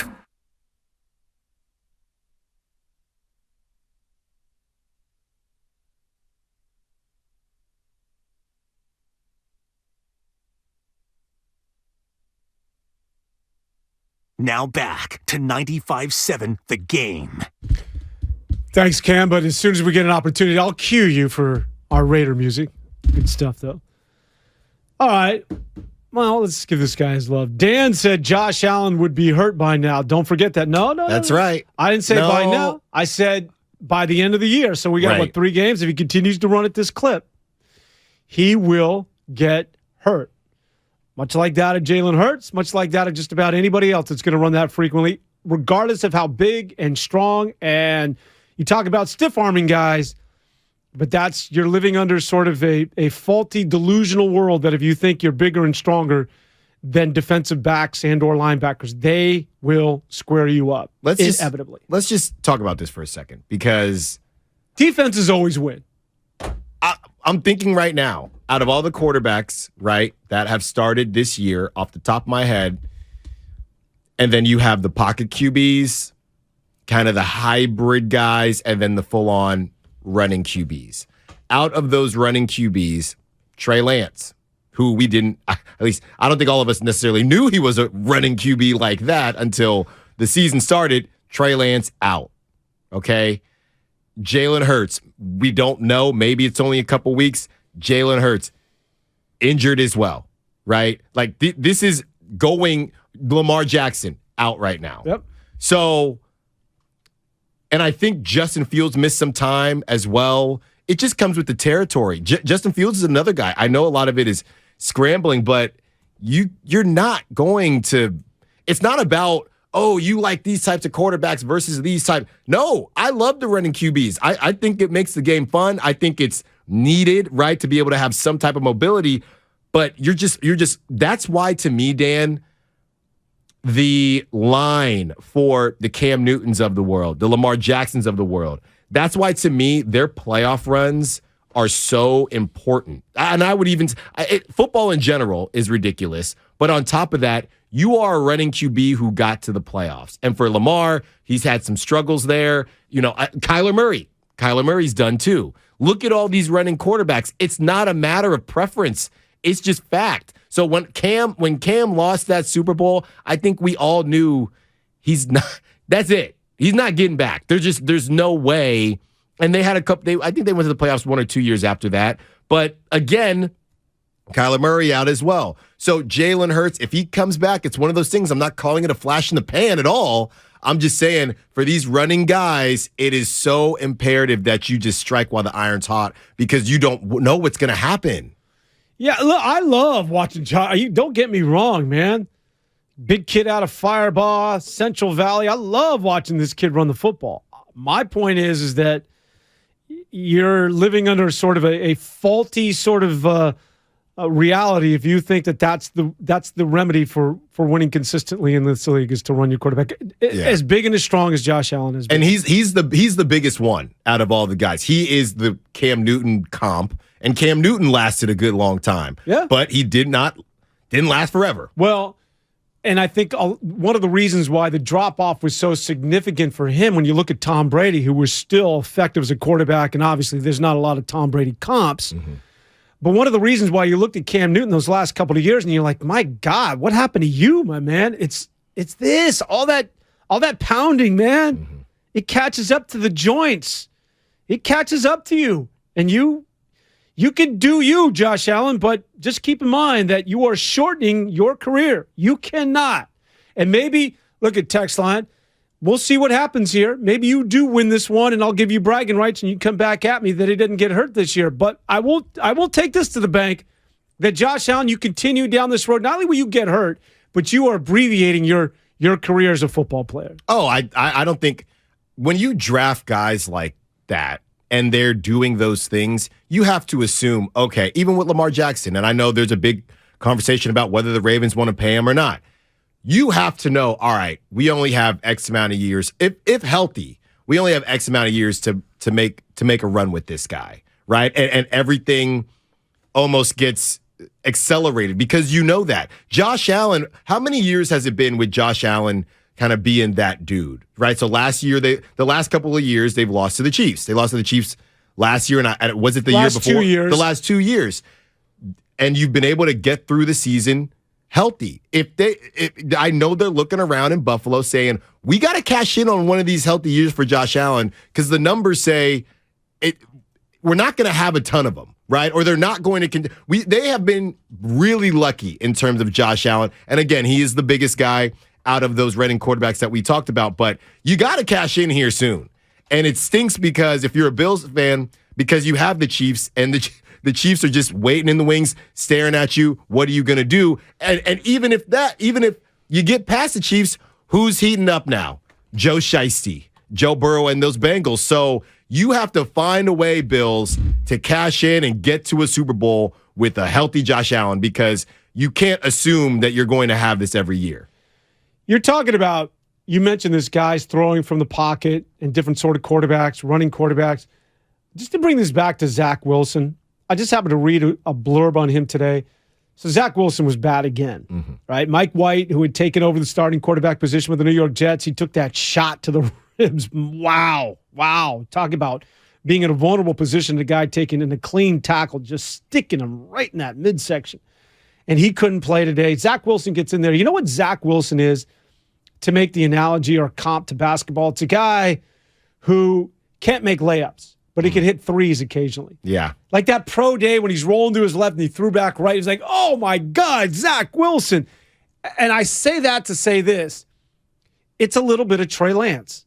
One of the reasons that I harped on Trey Lance is that ultimately, and people got so tired of me saying this, is that you got to learn to play from the pocket. Those remarkable throws they're great, but they can't define you as a football player if you're going to have any longevity or if you're going to be able to sustain a career in the NFL. And you look at Zach Wilson, he's Exhibit A. Zach Wilson was terrible again because he just simply cannot. He misses guys on crossing routes. All those things that we say, oh, Brock Purdy can do it. Anybody can do it. No, Zach Wilson can't. Zach Wilson can't throw those drag routes or those shallow crosses. He's missing guys, throwing to the wrong shoulder. He missed a guy in a shallow cross that was so wide open. Not only did he miss the receiver, but the DB couldn't even make the pick because it was behind him too. But these things we take for granted that anybody can get in the pocket and do that, which is one of the reasons why I said Trey Lance, why I've always felt he was a hiccup, is because while he can get to the outside, extend a play, and throw it 70 yards in the air, that's remarkable. But again, in order to win, you've got to do it from that pocket. Like Zach Wilson cannot. And I just bring that up because I saw him play this past weekend. Well, and I think it's almost as if guys like that, and that's what it's for. That's what the combine's for. It's a showcase, right? It's a showcase to show off your ability to do things that other people can't do. But ultimately, how often are you going to be asked to do those things? Not very often. I've told you before, Dan, if anybody's listening that, played baseball with me, I was a lot of things on the baseball field. I did not have a cannon. I just didn't. And my thought process was, I guess I got to get the ball out of my hand quick, and I got to hit the cutoff man, right? You go to these showcases, and they throw everybody in right field. They throw everybody in deep shortstop, all the infielders, all the outfielders in right field, and they're asking you to, they hit the ball off the back of the fence and just hose it all the way to home plate or hose it all the way to third base. And the guys that can do that, they look great. But how often are you actually doing that? Mm-hmm. Can you hit the cutoff man? Can you know where the ball is supposed to go? And those are the things that aren't the showcasey things, but it's the everyday things that adds to the longevity. So you're Zach Wilson. You can throw the ball a mile, but if you can't hit these layups, I can't get you in there. If you can't do that, we're not going to get to your outstanding plays because you got to set that up. Do you remember Johnny Damon? I had a better arm than Johnny. Okay. Johnny Damon and Chris Davis. Well, Chris Davis became a DH later. Have you seen Chris Davis throw? Well, that's why he's a DH. That's what I'm saying. I wasn't that bad. I just didn't have a hose. Text line saying you threw snowballs from the outfield. Would you ever short hop the cutoff man? This is my guy Mitch from Kenyatta. Shout out Mitch. Look, man. Look, they were not snowballs. All right. I could get some mustard on them sometimes. Don't play with me like that. No, listen. The little baseball that I played, they would tell you, yeah, if you can read angles coming off the wall and get it in, the expediency, the quickness. And also accuracy, because how many guys, usually guys with a cannon are all over the place. They're overthrowing the cutoff. Well, they want to show it off. They say the same thing in basketball. Leapers want to leap. The things that you can do that other people can't do, you want to show that off. Danker's chiming in here on the 415. How many people can really say Trey Lance has gotten a true opportunity when only playing one game with Kittle and none with McCaffrey? That's true. It is true. If he misses out, if this is his window of opportunity and because of injuries, he loses his job to Brock Purdy. We don't know. I have no idea what the future holds for the 49ers. Mm-hmm. But what's up, Sterling? What do you got? I was going to ask you, because we're talking about Trey Lance and Brock Purdy, what did you make of Kyle Shanahan saying after the Seahawks game that Brock Purdy was the most poised rookie he's ever played with? That's Trey Lance, RG3, Kirk Cousins. That Brock Purdy, out of all those guys, is the most poised quarterback of those four. High praise? High praise. I wouldn't take it as a shot if I were Trey Lance, only because of how much experience Brock Purdy had in college. He was around for a long time at Iowa State.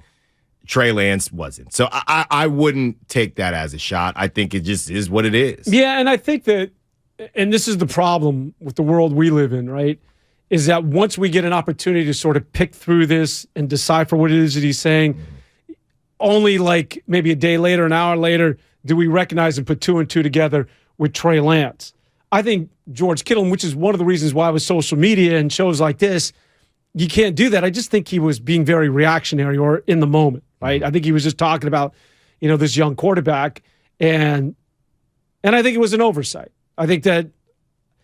You think he would? In other words, I don't think he was indirectly taking a shot at Trey Lance. In fact, I don't think that he was considering Trey Lance in that conversation. Maybe I can be completely wrong. No, but I think whether he was or not, he felt like the fact that everybody knows Trey hasn't had a lot of experience, and everybody knows that Brock Purdy, kind of low risk, low reward. He's been around for a long time, a lot of experience. That's why I thought that maybe he felt I can say this and it wouldn't come off as a Trey shot, but it's always going to kind of come off as a Trey shot. Maybe an RG3 shot.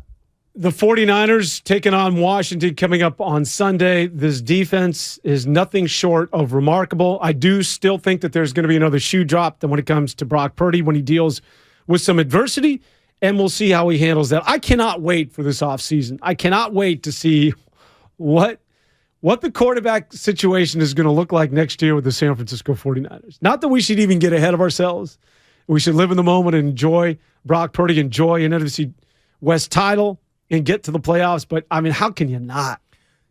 The only reason it's been hard, right? And me and Ev did a bit of a free sample on Saturday, and we chatted about it a little bit. I think the only reason it's not that hard for me to not do it now is because we got to see how this season ends. At the very least, there will be a competition. I think either way, that's going to be the term. I'll put it to you like this. Based on what Brock Purdy has done, unless he just his production just falls off a complete cliff. I think that at the very least, there will be no we're giving Trey the key. There will be no one giving away any keys. No conversations like that. As they said last season, yeah, we're giving Trey, this is Trey's team. I don't think, and I think that's going to be awkward as well, Dan. So it was Trey's team. Then Trey got hurt. It was kind of still Trey's team, but Jimmy Garoppolo was filling in. You don't know if Jimmy Garoppolo is going to come back. Jimmy Garoppolo gets hurt, so now Brock Purdy's playing, and Brock Purdy's playing during money time, right? He's going to be playing with them in the playoffs, things like that. Is it still Trey's team? Remember when they said it was Trey's team? That's what I would ask Kyle Shanahan. Is it still Trey's team at the end of the season, right? If they win the Super Bowl, is it still Trey's team? If they lose in the NFC Championship, is it still Trey's team? What is the line? Because the person whose team it is has the least amount of experience out of all the other quarterbacks. Before we move off on the 49ers and get into some Warrior talk, this is sort of miscellaneous football talk. But I'll tie it into the 49ers because it was a team they played, and it did happen in Mexico. Have you seen any of this? This I found really, really sort of fascinating. Remember when they played in Mexico against Arizona? Mm-hmm. There was an offensive line coach for Arizona. I believe his name was Kugler.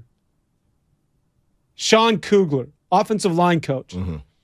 Didn't fly home with the team from Mexico. He got fired because he was in Mexico and doing Mexico. He was a little crazy. And I don't know exactly what it is that he was doing. Mm-hmm. Well, now he is suing Arizona and saying, you know what? That was mistaken identity. Like, that wasn't me. And he's been saying this all along. Now he's got a lawsuit, which I love this sort of stuff. So now they're putting two and two together. Just recently, the general manager, stay with me here. So the general manager of the Arizona Cardinals has decided because of personal health reasons, he's not returning to the team, effective immediately. So go look up the general manager of the Arizona Cardinals and the offensive line coach. Okay. They're identical. They both have bald. They're both portly, sort of Caucasian, middle-aged men, rocking a goatee. And they both look very similar to one another. And so when Arizona fired the offensive line coach, they said there was no mistaken identity.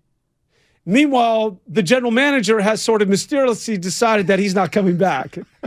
Meanwhile, this offensive line coach is saying, dude, I did not do that. Right. Without pointing a finger at the GM, because he doesn't know if it was the GM, but he's trying to say, put two and two together here. Right. So I'm just saying, I think Hard Knocks, does Hard Knocks not have Arizona? Yeah, they do. So I would say just keep an eye on that. You think they're going to touch that? I don't know, man. They should. That sort of stuff, I get into that, man. That's like a Netflix story to me. But like, that's the NFL, man. That's an in style, out of style. I just stole from you. Buddy. I mean, if he's that confident that, well, here's the thing. He's doing it because I guess there's no proof, right? Or there's no proof that it was literally him. So whether it was or not, he could say, it's without a shadow of a doubt, hey, you can't prove that it's me, even if it was me, but it's not me. Well, I would think if he's saying it wasn't me, that you would have, just like in a court of law, what's your alibi? Where were you at that time? If you had somebody saying, I was with my wife home at the exact same time, you'd have to come a little bit stronger than it's not me. And that just goes to the Arizona Cardinals and how poorly their organization is, man. You talk about a messed up organization. You just re-signed Kingsbury. You just re-upped with your starting quarterback, Kyler Murray, both of which are trash and both of which don't get along with one another. It's absolute chaos out there. And that's a team that we talk about how organizations culturally do things differently, and we're sort of spoiled by the way the 49ers do it. And as much as we jump on Kyle Shanahan, and sometimes we'll take a shot at John Lynch, just keep in mind, man, it could get a lot worse, right? You could have a lot worse coaches and or GMs. Doesn't matter if you have one ass cheek and three toes. I will beat your ass. Thank you, Dan Campbell. Don't want to play them. You talk about hot teams. Don't let them get into the playoffs. Do not let the Lions get in. Are you afraid of the Lions? I'm not afraid of them, but I don't think they're afraid of anybody either. That's a dangerous offense. I look at, man, Detroit's making, what were they, 1-6, right? Yeah. They started the season 1-6. You know, it's interesting now because Matthew Stafford. Wait, can I interrupt? Why would your teammate go after you, man? I hope you know this guy well. He was our first baseman. I love Mitch. But, look, if I open myself up, hop on in. But it became one of those things where the story, it was more of a joke than reality. They knew with the game on the line, look, I'm going to get it there. Might have to be through the cutoff man, but I'm going to get it there somehow. You weren't lollipopping the thing. No. Right. I just didn't have, that's the thing though. I said I didn't have a cannon, right? I had an okay arm. If you were looking at my tools, that was probably the tool that, hey, which tool do you wish was better? That one. Who would you say that you've seen in your lifetime with the greatest arm from the outfield? Roberto Clemente, probably. Well, in your lifetime. Roberto's not even in my lifetime that you saw play. Like Jonas Cespedes. I was going to say Cespedes, yeah. Yeah, Cespedes was crazy. What happened to him? Yeah, he went to the Mets, had a couple of good years, and then, I don't know. Much like the other guy from Cuba who was with the Dodgers, Yasiel Puig. He fell off. Yeah, and then I think he had an arm too. He had a cannon, and I think it almost came down to, he almost got back in the league, but it turns out he was betting, so they didn't want to have him back. Real quick, Dan, because I've been, asking a lot of people this. Who's got a stronger arm? Brock Purdy or Jimmy Garoppolo? Jimmy Garoppolo, please. Don't make me. We've been having such a, we haven't even, we've been able to avoid this. Who's got a better arm, Brock Purdy or Tua? Well, I need to see more of Brock Purdy. Because how often has Brock Purdy thrown the ball down the field? More than Jimmy. No. Based on the touchdowns. No, I'm talking about seriously. Because I look at trajectory, release, strength. You're a real scout, are you? Nah, you can see it. Jimmy's, I bet you, how's this? If we were to do one of those pro days, Jimmy shows up in shorts, Brock Purdy shows up in shorts. Get the music going. And let's just do the eyeball test. And you're throwing outs. Okay, now let's throw a 25-yard outside of the number. Jimmy Garoppolo, clearly you'd be looking at him going, yeah, this is ridiculous. Why are we even having this? I don't know, Dan. Because you just said Brock Purdy's the reason why he's so effective is because he's efficient, he's smart, but the raw talent is not there, dude. I just don't think Jimmy has that much of a better arm than Brock Purdy. Oh man, what? Why push my buttons? I'm not. He clearly has a stronger arm. I don't know about clear. But that's the thing with you. You could just say, I think he has a stronger arm. I don't know. The clearly is what's throwing me off. Oh, because to me, it's very obvious. And I bet you Jimmy Garoppolo's hating this conversation too because he just doesn't get the opportunity. Give me a chance. Let me throw the ball. Just look at the few times when he shot one to Ray McLeod, or look at the few times when he's hit a guy, when he's hitting guys in the seam route, as opposed to what you're watching with Brock Purdy. Brock Purdy will make a completion, so will Jimmy Garoppolo is getting it there a lot faster. And I guess you could measure these things with velocity. No, you could. You could. So we could take the conversation right out of our hands. 510 chiming in. Yeah, Vlad Guerrero. Oh, yeah. Absolute bazooka. It's ridiculous. Well, can we switch to the Giants before we get to the Warriors? Because we haven't done a lot of Giants talk. Of course. Let's get into them San Francisco Giants, all right? You got your guy, Carlos Correa. So I hope it puts to bed this idea they won't spend because they not only spent, they gave up a lot of years as well. Carlos Correa coming to the San Francisco Giants, 13 years at $350 million. Reaction? We'll discuss with Allen Stiles and Devone next on 95.7 The Game. Tune in to 95.7 The Game for Warriors Live, 60 minutes before tip-off of every Warriors game. Brought to you by Xfinity. Supercharge your home with supersonic Wi-Fi. Unbeatable internet, only from Xfinity.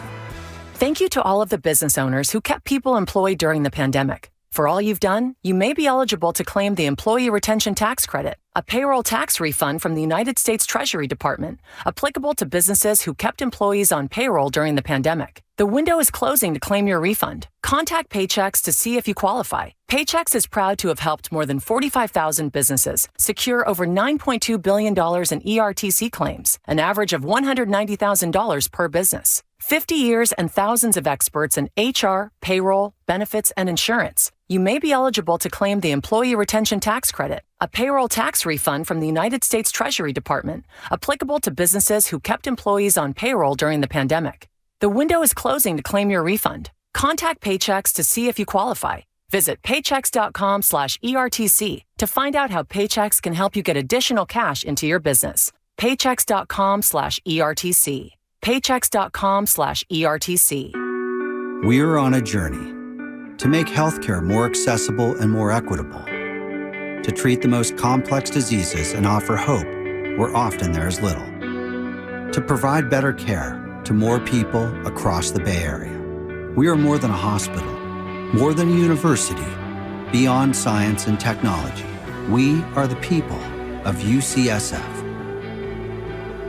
UCSF Health, redefining possible. Investing is confusing. Dawn raids, triple witching hour, candlesticks, crown jewels, bears, bulls, bear hugs, blue chips. It's one big word salad of uncertainty. Fortunately, Fremont Bank now has incredible rates on their savings accounts and CDs. And while savings accounts and CDs may not be known for their great rates at your current bank, at Fremont Bank, you can get great rates from a great local bank. To learn more, stop in or visit us online. We'll explain it all in plain language. Fremont Bank, serving the Bay Area since 1964. Member FDIC. Are you dreaming of an adventure? Ready for a getaway? Celebrate the season with SFO. Enter the SFO Holiday Sweepstakes by visiting flysfo.com/holidays for your chance to win a $1,000 credit toward a nonstop flight from SFO with more than 115 destinations to choose from worldwide and other great prizes with SFO this holiday season. SFO, your gateway to holiday cheer. Go to flysfo.com/holidays for your chance to win today.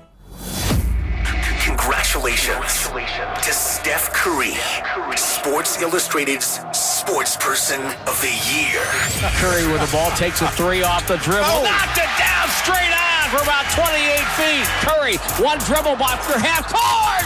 Curry! Back to Curry, relocation. Are you kidding me? Nobody in the association has scored more than Curry in a single game this year. He's got 48. The best shooter the game has ever seen has cemented his legacy. No one has made more threes than Stephen Curry. He might be setting a record that may never be broken. Brought to you by Celebrity Cruises. Journey wonderful with Celebrity's biggest offer of the year. Sail on the world's best ships to the world's best places like the Caribbean, Europe, Mexican Riviera, and Alaska. Hurry, Celebrity Cruises semi-annual sale ends soon. Contact your travel advisor or visit Celebrity.com.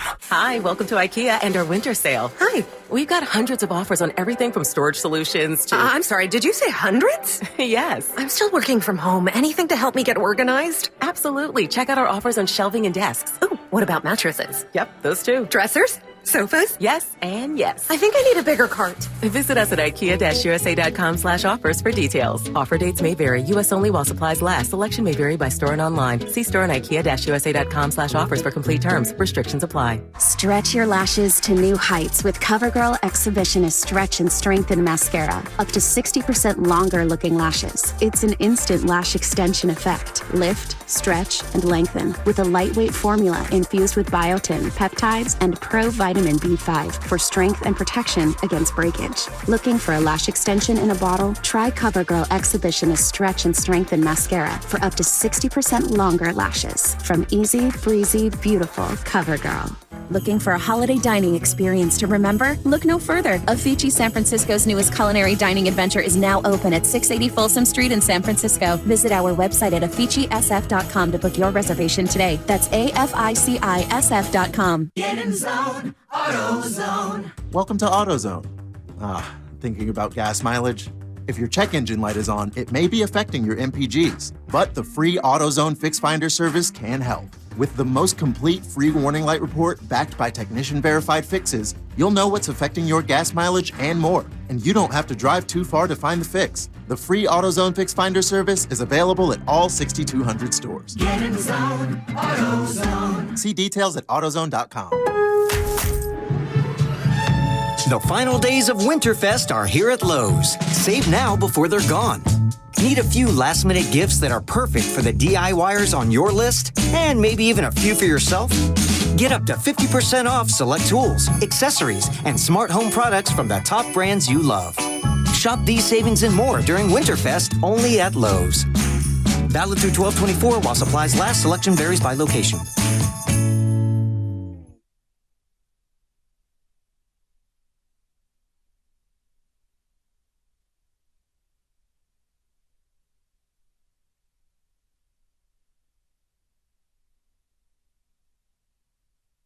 Now back to 95.7 The Game.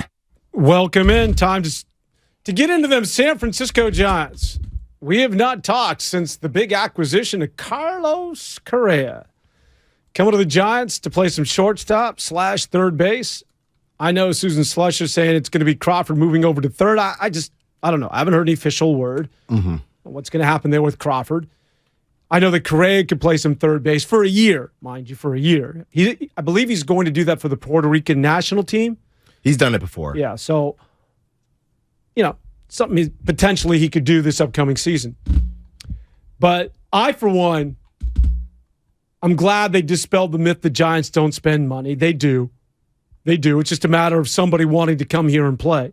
Now, listen, you can't get outbid by Minnesota. Maybe the New York Yankees, Giant fans can tolerate. But you can't lose to the Minnesota Twinkies. So they get their guy. What are your initial thoughts? Because I like it. I like it. No, I was very excited. I actually did the morning show that day. I believe it was the day after the deal went down. So everybody was very excited. A lot of people felt the years were too much. I don't think anybody's really complaining about the money.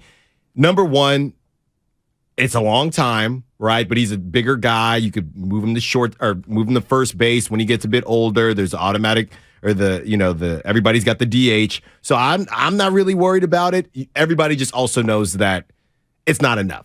You need more. You need a lot more because you look at that offense and you look at the projected lineup even with him, it's nowhere near enough. And the thing is, a guy like that, you're going to need to protect him in the lineup. And right now, Jock Peterson is not protecting him.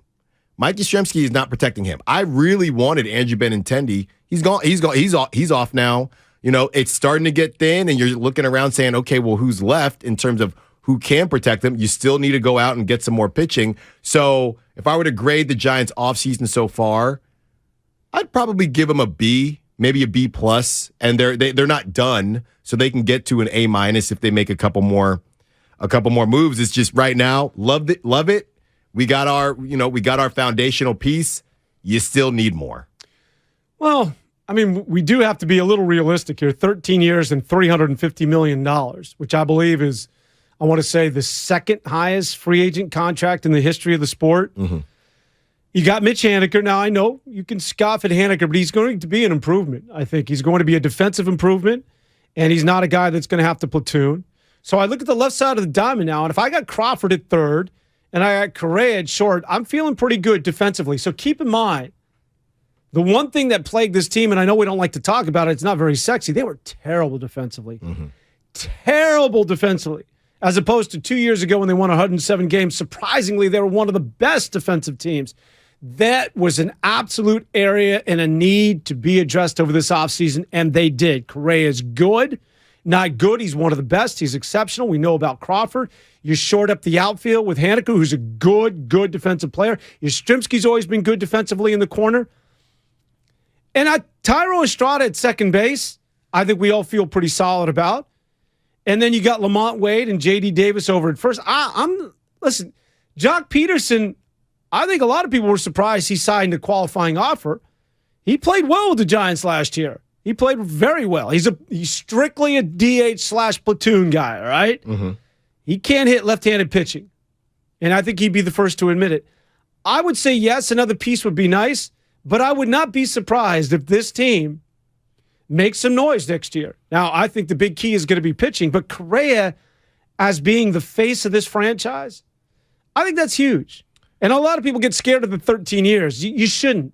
Right. Well, and teams like that, by the way, because it's less to stay away from the taxes and all that stuff. You're paying less per year because it's such a long contract. And, ultimately, hey, if it works out, it works out. Let me ask you It's just the asking price. Who would you rather have, Judge or Correa? Now that it's all said and done. Now that it's said and done, I mean, it's Correa. He plays a premier position defensively at a high level. Yeah. To me, it's a no-brainer. But here's the thing, Dan. Because it's the years. Right. Well, he's going to be 41. He's going to be, I don't even know if he's going to see the back end of that contract, quite frankly. I don't even know if he's going to be on the team. And you know who's probably not going to be there? Farhan. The guy, when they make these deals, just like Magic Johnson, I'm not going to be here. Well, I think that when you're talking about these deals, this is sort of the going rate. Right. This is Trey Turner got 11 years in Philadelphia. 11 years for Trey Turner. And Bogarts has got more than a decade out in San Diego. And if anybody should understand, markets and what that means and what that does in terms of price points, it's people that live in the Bay Area. We all have those family members from the East Coast, and they come out and they see where you live, and they ask, what'd you spend for this place? And you tell them, and their jaw drops. They do not understand. And then you tell them, oh no, you don't understand. We got a good deal. Yeah. Right? That is what the market is. You don't go to a Giants game, you don't go to Disneyland and get surprised when the turkey leg is $20, right? I mean, you shouldn't, at least, because that's the market. That's what it is when you go to these places. The beers are more expensive at games. That's just how it is. You don't like it? Watch at home. You don't want to spend 13 years or whatever on Carlos Correa. Okay, well, I guess we're going to wait for, I see you on the text line, the 650, Marco Luciano. Look, he's going to come up. Last time me and Dan talked to some, baseball writers about Marco Luciano, even before, this is probably part of the deal, reason they went after Correa, they don't know if Marco Luciano is going to stay at shortstop. Yeah, you can't do that. You cannot pass on Correa because you have this guy who hit like 220 last year. You figure out that situation later. All right, Dan, here is the lineup, which just the proposed lineup that the Giants would currently have. Let me give it to you. Now, leading things, are we doing 1 through 9? I got 1 through 9. Okay, here we go. Leading things off for the San Francisco Giants. Give me the name. Lamont Wade Jr. Lamont Wade. Go ahead. Batting second, first base, Wilmer Flores. Wait, what's Lamont Wade? Is it DH? He's in left field. Okay. I just made this up, by the way. Oh, all right. Go ahead. Third base, J.D. Davis. If it's a that's got to be Crawford or Correa. If it's a lefty, Correa's in Crawford and Correa play every day. I got Correa at short. Well, then it's Crawford at third. Crawford plays every day. Okay, well then Davis, call him a DH then. DH batting. I see J.D. Davis splitting time at first with Wilmer Flores. Yeah, that's where he was. It's some combination of those guys. DH, first base. I thought it was Lamont Wade and J.D. Davis at first. Well, he put in left. Slater? No. There's somebody we're missing. That's a corner outfielder with the Giants. Well, I got Yastrzemski in center. You've already destroyed this, so I'm just going to read off. There's Mitch Haniger, guys. I haven't gotten there yet. Jock Peterson. Name the entire team. Correa at short, Yastrzemski center field, Haniger right field, Joey Bart behind the dish, Crawford third base, second base Estrada. I hear they're looking to get a catcher. I thought they were going to make a move. They did as well for Murphy. They tried to get in on Murphy and they got outbid. And it's funny because it got revealed that they were in big on Sean Murphy, and now they're looking. I guess Toronto has got like 3 young studs. They got like a boatload of young talented catchers, and apparently the Giants are going after one of those kids. I thought they might go after Wilson Contreras. I think they did too, and they got Contreras went someplace, right? Contreras went he's from the gone Cubs. now. So just to wrap things up on Correa, you have to think of this as that contract being front loaded. And again, the age is so key here, because at some point you start your decline, right? Mm-hmm. So he's 28. He just turned 28. So you're going to get him 28. He's going to be 28 throughout the entire baseball season. 28, 29, 30, 31, maybe 32, you begin to decline a little bit. That's 5 years at, I think it comes out to like 28 mil a year. 5 years for 28 mil for arguably the best shortstop and the guy who can give you that slash line, and a guy who's perfect. I think even more so than Aaron Judge, because it's not necessarily a home run hitter's park. He's a gap-to-gap guy. 5 years at 28 mil per, that's a deal. That is a hell of a deal. Now, there's going to be decline from 31, say, to 32 to 36. It won't be that severe. But think about Aaron Judge, who's 31 years of age. He's already starting to decline. Well, I don't know if you can say that. Well, not starting to, but he's at those declining years, though. Right. He is the only thing he can do at this point. And like we talked about, is he going to break another record or break his own record for the home runs in the American League? Probably not. So the difference between the Aaron Judge deal and the Carlos Correa deal is that Aaron Judge, you are paying him for what he's already done. A little bit. Right? Because he just went out, he broke the record. You hope he's going to be some version of this, but you have no clue. You're paying Carlos Correa hoping that he gets to his peak because he hasn't yet.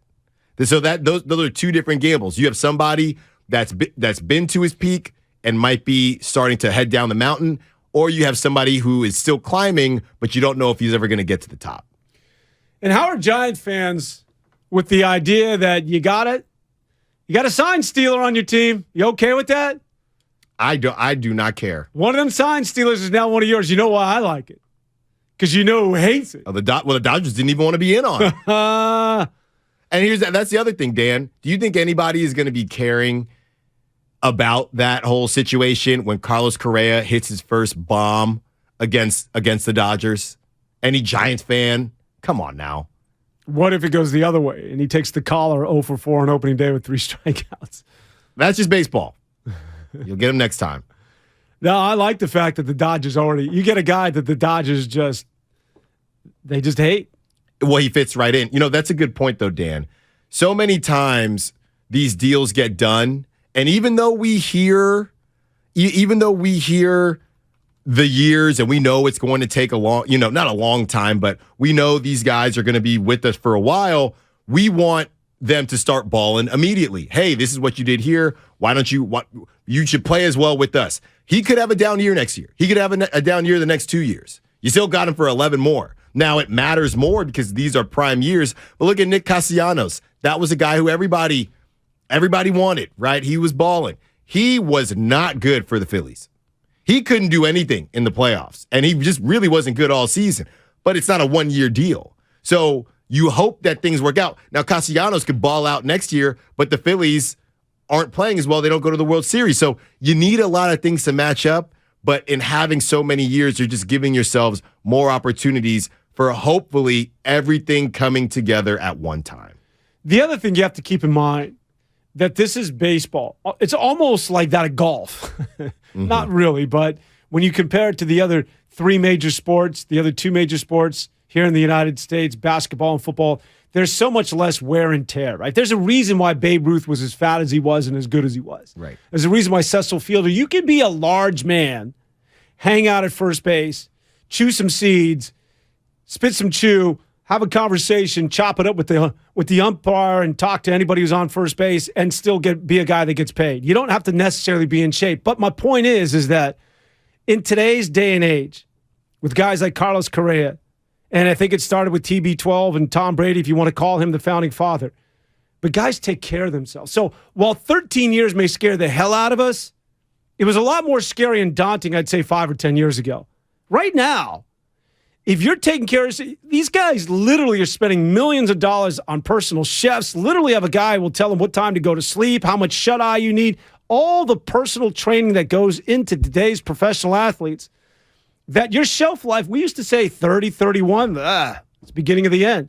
I think a lot of that is going to change, and I think a lot of what you're seeing right now is today's player who is taking care of themselves and want to be productive well beyond the age of 35, 36.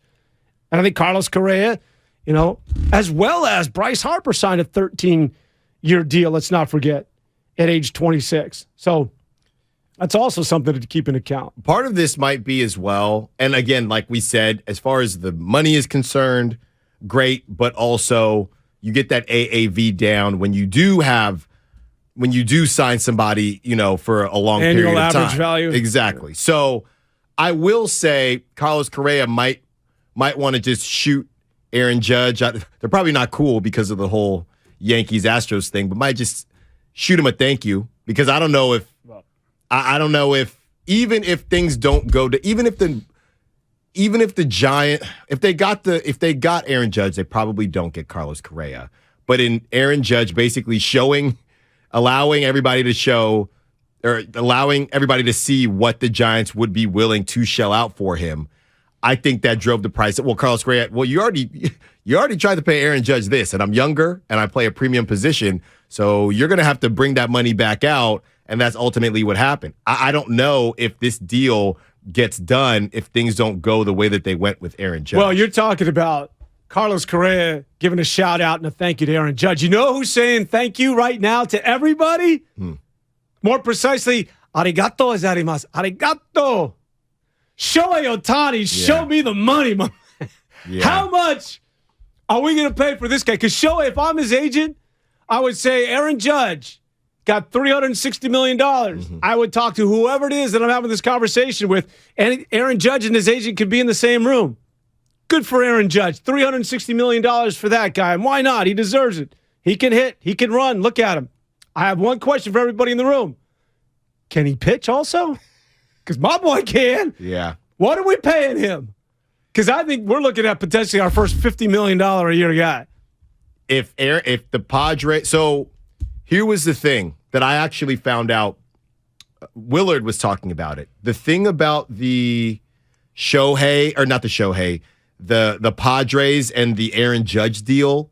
So the Padres did offer Aaron Judge $400 million, but the years were longer. So the AAV was still under what the Giants offered and what the Yankees offered. So that whole, they came out at the highest bid, not true.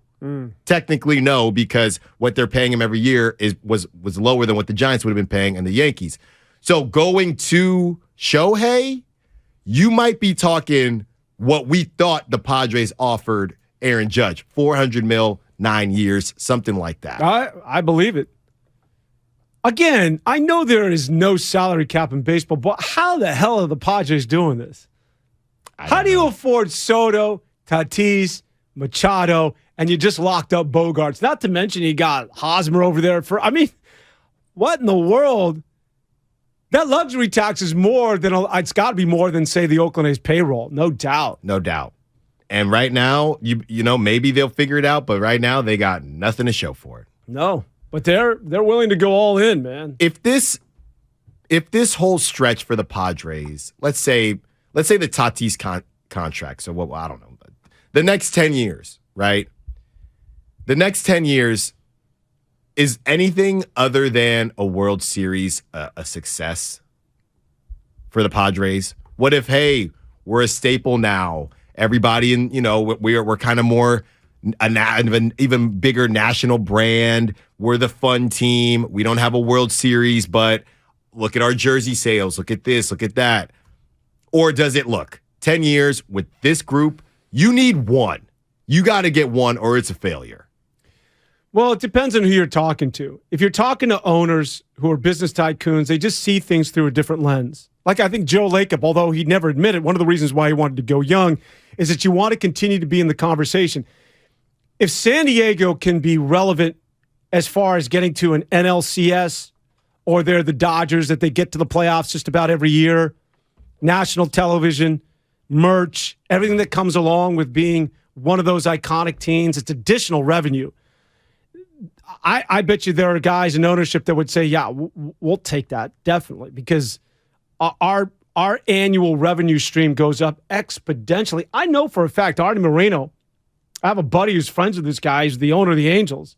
And the reason he got Albert Pujols with one of the worst contracts ever, that 10-year deal for Pujols, who did nothing with the Angels, right? It was a win for Artie Moreno because he was able to launch his regional television out there. He was having a hard time doing it, sharing the market with the Dodgers in Anaheim or out there in Los Angeles. And he did it using him as the poster child. That regional television network, it put billions of dollars in his pocket. They just see through, like we as fans, we in front of a live mic in 95.7 The Game, we see it as simply going for the trophy.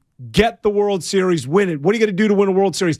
They see things through a financial lens. And sometimes it's very, very different as to how they come to that conclusion. So it can make financial sense for these guys, and they can show you the data, and they can spit out numbers, and they can tell you, hey, listen, man, I get all these guys. I'm going to the playoffs. I'm playing in this many network games. I'm getting this.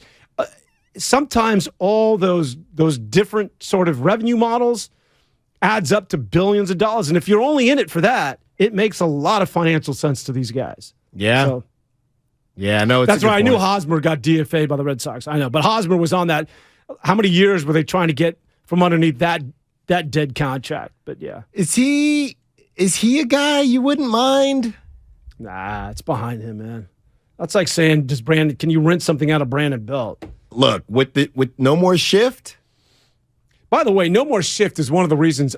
Another reason why Carlos Correa makes sense, because now the shortstop position. Nobody was hitting ground balls anymore, and certainly not to the shortstop. Now, because you can't shift, you're going to see middle infielders become much, much more significant as they once were back in the day. Right. Like I'm sure at the collegiate level, I know it's at the Little League level in high school, you would always put your best player, or at least one of your best players, in the shortstop position. Exactly. Because there's the most frequency in terms of balls getting hit to you. So I think that added into Carlos Correa, it makes sense. And not to mention, I don't know if they do this deal if they did not institute the DH in the National League. So if you're thinking about 13 years, let's keep in mind that you can get on that stationary bike and we'll knock on your door, every 20 minutes and come up and hit in the last 4 years of your deal, maybe. So I think the DH goes a long way in explaining why it is that Carlos Correa is coming to the San Francisco Giants. We talked about the Giants for a half an hour because you guys begged for it. Not one call. Nobody. Where are you? What do we need to talk about? Brock Purdy and then Purdy lips? Got to go back to that coconut? How about the Warriors? You think they'll get in on the Golden State Warriors? Jordan Poole, a new career high, 43 points. He looked good, man. I think Jordan Poole played his best basketball game as a pro. And listen, what's the over and under that someone's going to get? Who's going to be the first caller to talk about Jordan Poole? Because if we do another segment and I go, I'm not used to doing blanks here, and nobody's giving me feedback, hell you Giants. Matter of fact, Giants, there's a reason why I won't talk about you for another 6 months. That's fair. But you got to, we didn't have a chance to chat about it. Had to get your thoughts on it. It is what it is. You think, it sounds like you're grading them. Sounds like you want to give them an A-. I like it. I like this is what the Giants do. I think that, you got your star, but they're not a star-laden team. They weren't when they were winning World Series. There's a different way they do it. I think the pitching, I think they got to make some moves in the bullpen. But this has never been a team that's 1 through 9 made up of high-priced free agents. No, and, I see you on the YouTube chat as well and on the text line. For anybody who... Is YouTube, so the YouTube is watching us and chatting? Yes. All right. You just finding that out? No, I didn't know that there was a live chat. I thought they just stared at me and then had sweet dreams. Or naughty dreams, depending on who you are. Keep the clothes on. Go ahead. We got a call. You want to take a call or get to a break? What in the world? What's on I interrupted. What's on the YouTube chat? I was just saying with Carlos Correa and the amount of years, ultimately you don't have to have a ton of different players and stars, but at the same time, the Giants needed a win. And I would say that's why I'm saying maybe you go ahead and throw Aaron Judge a text, because really Farhan had no choice. And if you're on the YouTube or the text line and you're saying, no, they shouldn't have done it, well, what else could they have done? Right? They didn't have a choice. Look who saved the day when I said I'm not getting any feedback on the Giants. Just give me Jose, Cam, because my man, of course, will save the day. Jose, do it with me. What school did you not go to? St. Francis. Oh, boy. Hell with them Lancers. What's up, Jose? Oh, man. Hey, look, I'm a diehard Giants fan, but the last 4 years have been a nightmare. And we can say everything we want. aging stars, what's going to go our way, free agents don't sign here, blah, blah, blah, blah. Look, until you start winning with developed homegrown talent, you may not get into winning because it's been that challenge that we've had since, when I was a kid, when hardly anyone came here. So when Barry Bonds showed up, it was like, wow, that's awesome, because he actually came, right? But there was a family legacy. I don't buy into forehand strategy, man. I just don't. I don't like the guy. I've done too little and promised too much. I think he's too much into I'll get you the best average player that'll get us to some place, but it's not first place. And 2 years ago when we had that run, it was awesome, but that was what it was, just a run. So I think they have to, just like we were thinking about the Niners and identity and figuring that out, and along the way, Brock Purdy showed up. Okay, great.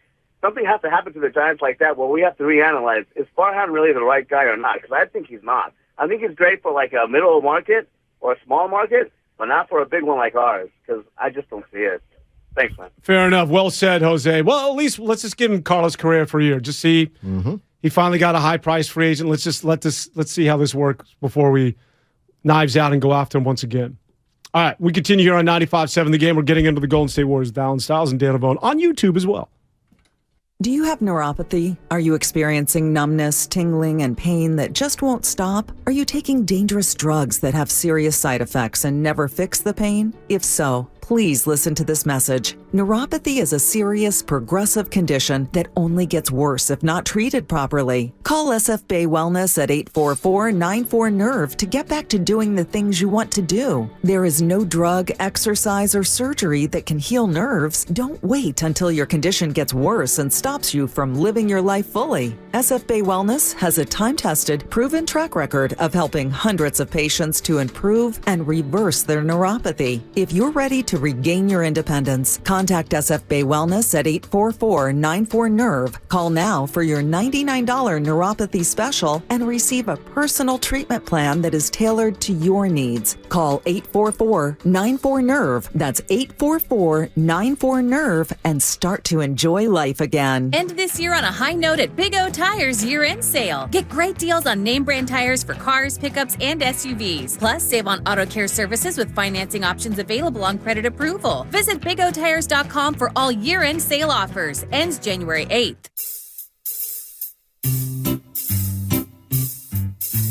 One 877 Cards for Kids. KARS Cards for Kids. 1-877 Cards for Kids. Donate your card today.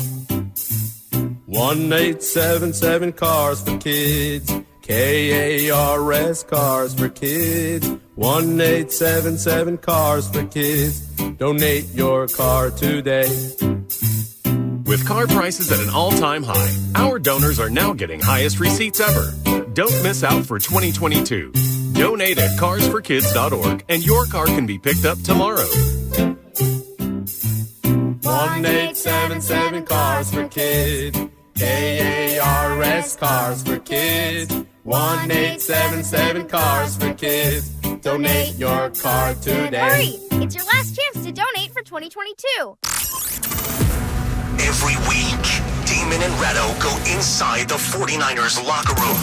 The great Trent Williams. He's always been regarded as one of the better backs in the NFL, but to actually have him and see him up close and personal, you kind of see why his reputation is what it is. Hear a different 49er each week on Damon and Retto. Bang, bang, Niner gang! Brought to you by Harris Ranch Beef.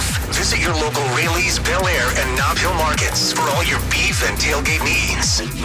When back to the office means back in traffic. We unfortunately have a really bad situation going on in Hayward. You can rely on your Northern California Honda Dealers Traffic Center. Traffic is still jammed from Whipple, but I can see it starting to improve now that you have... From your traffic leader, KCBS. Are you kidding me? Gas prices are up again? Somebody has to do something. Well, someone did. That's why I use Upside. Upside, what's that? It's a free app that pays you back real money for every gallon of gas or diesel you buy. I just earned 25 cents back on every gallon of this tank. Hold on. So the Upside app is free and you actually get cash back every time you use it? No strings attached? Yep, it's awesome. Check it out. It only takes a couple of minutes to sign up. Instead of just watching your dollars go into your tank, start putting money back into your wallet with the free app from Upside. With the price of gas today, it's big news and big money. To cash out of your Upside cash, just transfer it to your bank account, PayPal, or a gift card. Upside users have already earned over $200 million.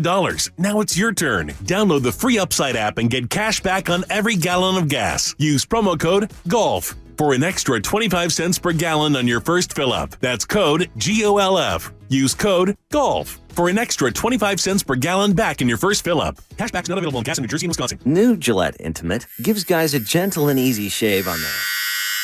And around there. And even under there. Don't treat your groin like junk. Respect it with Gillette Intimate, the best a man can get. Buy now at Walmart. Hey, this is Kenny Mayne, host of something called Hey Mayne. That's a podcast. We're working busily on season 2, but let's not forget about season 1. Remember Roy Wood Jr.? Wow, opening for Ron White. I've arrived. He's such a nice man.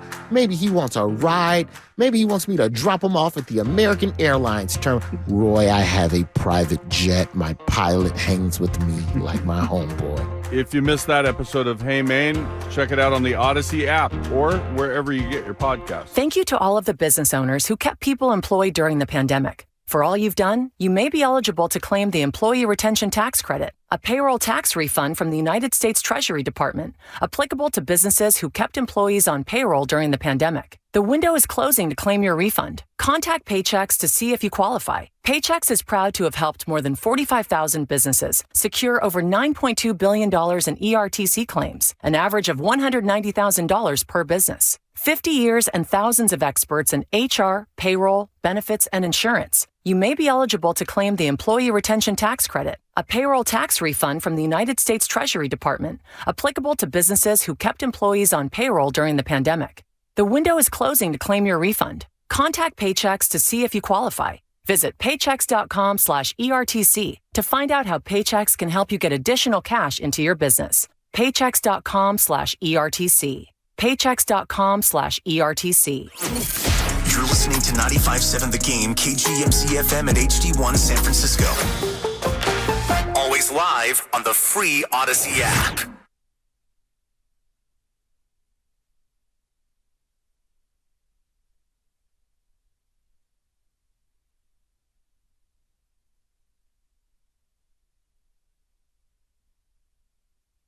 Now back to 95.7 The Game. That's the jam right there, huh, Cam? Nothing worse than a dude like me trying to sound hip and trying to be down. Hey, can I dance for you, Cam? Could you tell me if I'm in or out? Like, I'll stand up right now. Well, you got to give me the music. I can't go. I will, though. Maybe the next break. You got to let me know. But you got to come clean. You got to say, what would you say if I was outdated? Well, like, what's a hip phrase? What would you say? Like, that's tired. Tired's even tired now. What would you say? To say, like, Dan, don't ever do that again. Like, what would be a good? I'd probably just say you're washed. Yeah. I mean, you're sitting here. I want to be fired. Oh, good Lord. Hell no. Well, you're sitting here, and I'm pretty sure they can. The listeners can hear you when you're, slapping your hands while the beat is going. And I'm curious. I got rhythm, man. No. I was curious. Are you listening to the same thing as me? Because I'm not even close. I try to get you always want to get the drum beat. You're trying to grab, yeah. I just like to make noise, quite frankly. All right, let's talk about the Golden State Warriors. Jordan Poole, wow. 43 points and a must needed win over the Toronto Raptors. They now go to, what are they now, 1-3 on the trip with 2 left. No, so they're 1-3. Mm-hmm. 1-3. So there's an opportunity to break even and go 500 to 3-3 on this 6-game road trip. A roadie, which, by the way, was without Wiggins, and then, of course, in Game 2 against Milwaukee or against Indiana, you lose the services of your best player, Steph Curry.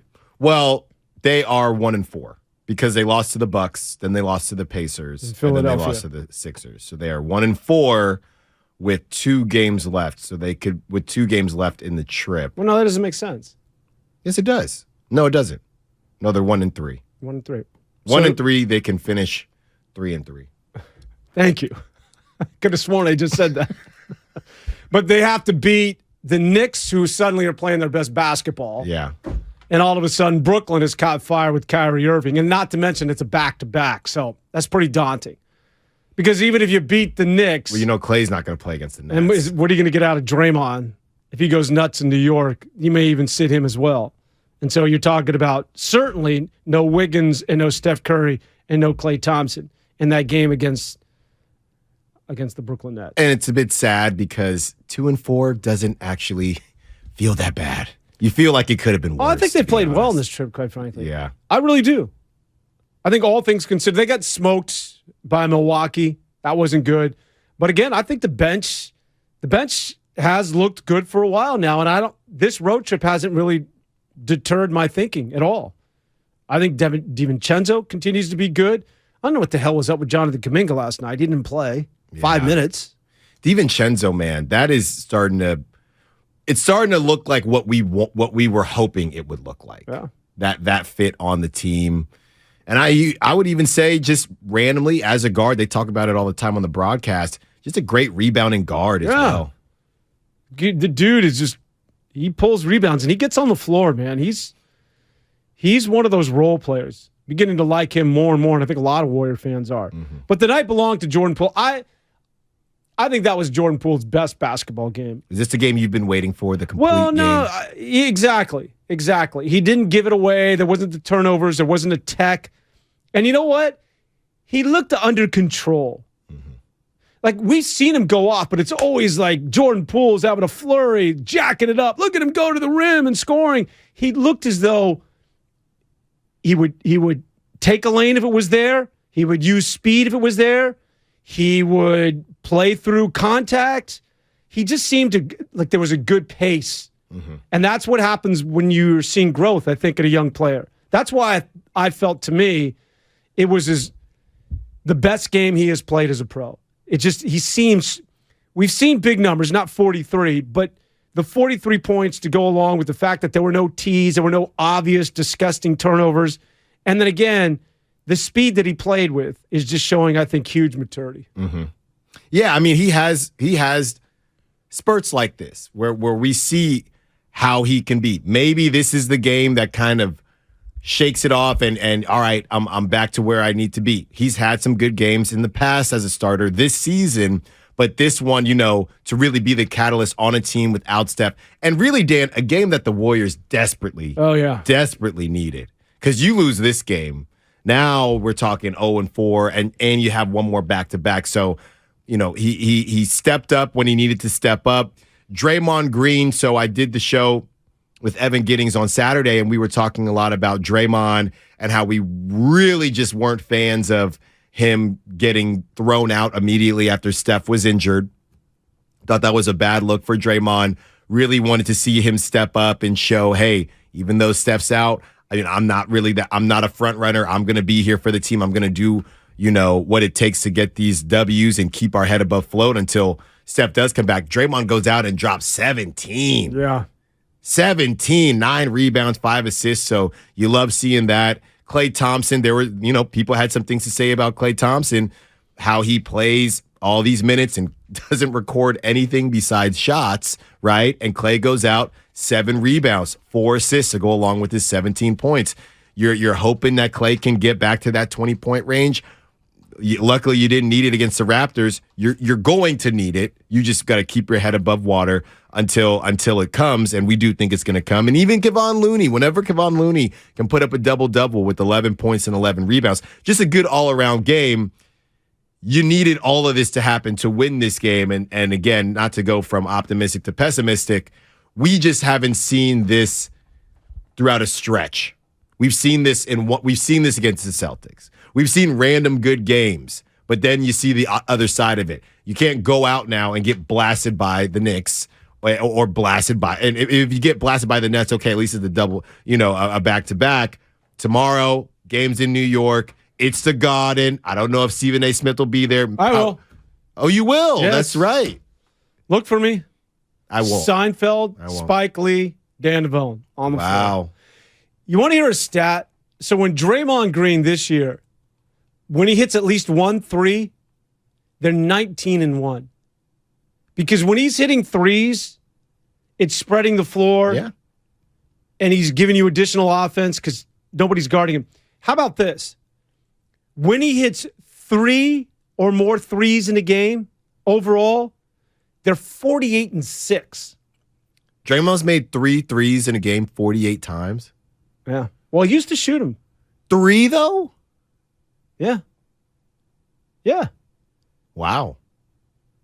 Yeah. Draymond Green has a record of 48-6 with the Warriors when hitting 3+ 3-pointers in his career. Wow. Yeah. Huh. So, but that just shows you when he can stretch the floor, and now you have a reason. Imagine that. I mean, if you're going to run out of Draymond, right? You don't want. Let's be. You don't feel like you're going to have to, but if he is hitting, you have no choice. I think it's interesting that it only takes one, Dan, because let's be honest, Draymond hits 1 3. Are you really drastically changing your offense? Probably not. Well, if he hits 1 3, then you have to respect the fact that, oh no, does he got to go on tonight? Let's get out on him a little bit. Let's close out. And if you're even going to think about closing out on him on a little bit, backdoor boom, Poole. Why? Like Curry no longer has a double team. I mean, it means so much. Because think about it, they essentially play 4-on-5 offensively every night with Draymond Green, and they won an NBA championship. If he gives you a little bit of offense, game over, man. Yeah. Mike's hanging out in San Francisco. Let's talk to Mike. He's in the city. Mike, you mind if I ask where you are in San Francisco, or you just want to get into it? No, I just want to talk some hoops, fellas. Yeah, guys, it's going to be a rough path. Hopefully, last night was a sign of things to come. Jordan Poole wanted to show he can be the man. This is a great opportunity to show it now. Last night was a great start there. I don't know if we can rely on 40-plus points from him, but he's the best offensive player on this team right now with Curry out. So they're going to need him to have at least around 30 on average nightly for this team, because you can't rely on anybody. Clay, hit or miss, maybe occasionally reach that, but he's not the same guy anymore. Kuminga, maybe if he has a monster game, he can give you 20-plus, but Poole's got to be that offensive load and firepower they provide. Last night was great against a struggling Toronto team. The thing about this Warriors team is they put themselves such in a hole with this terrible start. They don't have the leeway. Last year, remember when they struggled, they got off to that 18-2 start, which kind of gave them a gap there when they struggled towards the end. This year, it's going to be rough, fellas. They've already put themselves in such a hole here, and a lot of the guys on the roster are struggling right now, and hopefully JP really busted out last night.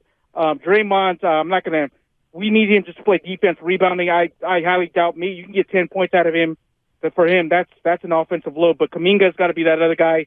Like I said, Clay, I mean, he's struggling a little bit, but maybe he's showing little flashes here, and he's got to be that main factor.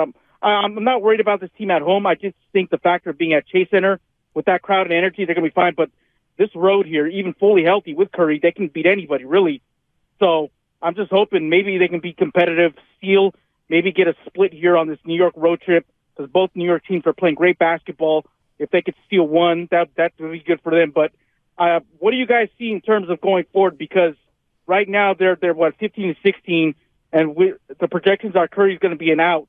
Do you think maybe JP and Kuminga and Clay will be that offensive load enough for this team to get by, especially on the road? I think at home they'll be okay. But what do you guys foresee about this? Because it's going to be rough, fellas, but I'm hoping JP's found himself and he's going to be that man that he wanted to be. He can shine now with Curry out. What's your thought? Thanks, guys. Thanks, Mike. I would say the prospects are much, much more rosier now than they were, say, a couple of weeks ago or a month ago in the beginning of the season. Now, again, I think that rotation is much more solidified, and I think that they're much better basketball team now that you have, I think, a bench that you can rely on at least a little bit right now. So, listen, you never want to lose to Steph Curry, but Jordan Poole, as I talked about, man, this game is slowing down for him. Even though he's been in this league for a couple of years, you could see the growth. And I think he's more than adequate to step in and fill the shoes of Steph Curry for a little while. And I do think, I have optimism when I see this team. I've seen growth over the last couple of games, despite the horrific road trip once again. It's not like the last road trip or early on in the season where you're like, where is this going? This is going from bad to worse. There were no signs. There was no level of optimism. I see, that light at the end of the tunnel is not an oncoming locomotive right now. So at the beginning of the season, we were, okay, it's still early. When should we start freaking out? I had said that 30-game mark. Let's see where the Warriors are at that 30-game mark. They have just played their 31st game.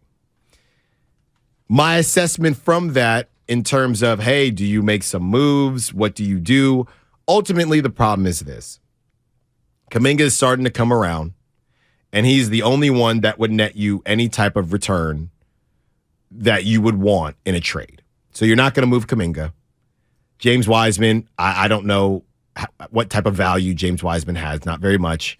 And who else are we talking about here? Moody, Patrick Baldwin Jr., Ryan Rollins.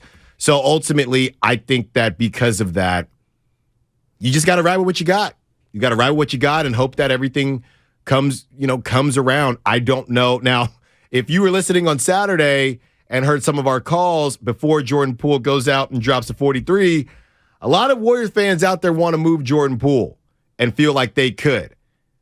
I don't know how you do that. Specifically now with Steph being out. You can't. And I don't know. I wouldn't have. Jordan Poole's not going anywhere. I wouldn't have wanted to do it anyway. But, some people were upset with the Olay defense and not seeing anything on offense. Because of this current situation and how the Warriors are a little bit tied up in terms of who they'd be willing to move versus what you're going to net in a return, I think this team just got to ride. Bad boys for life. Ride till we die, Dan. And you could still make a move at the trade deadline. There's plenty of time. There's going to be disgruntled veterans, or there's going to be teams that are going to look to fire sale or saying, hey, you got a good veteran, let me trade him or a veteran goes to a team and says, let me get out of this contract and go play for a title. The Jay Crowder thing is still floating around. Yeah, I don't know. Jay Crowder would be a huge, I don't know how that would look. Huge addition. I think he's going to be a little bit too expensive. But, yeah, you keep an eye on these sort of things. I think the Warriors are in a good situation. As ridiculous as that might sound after another woeful road trip.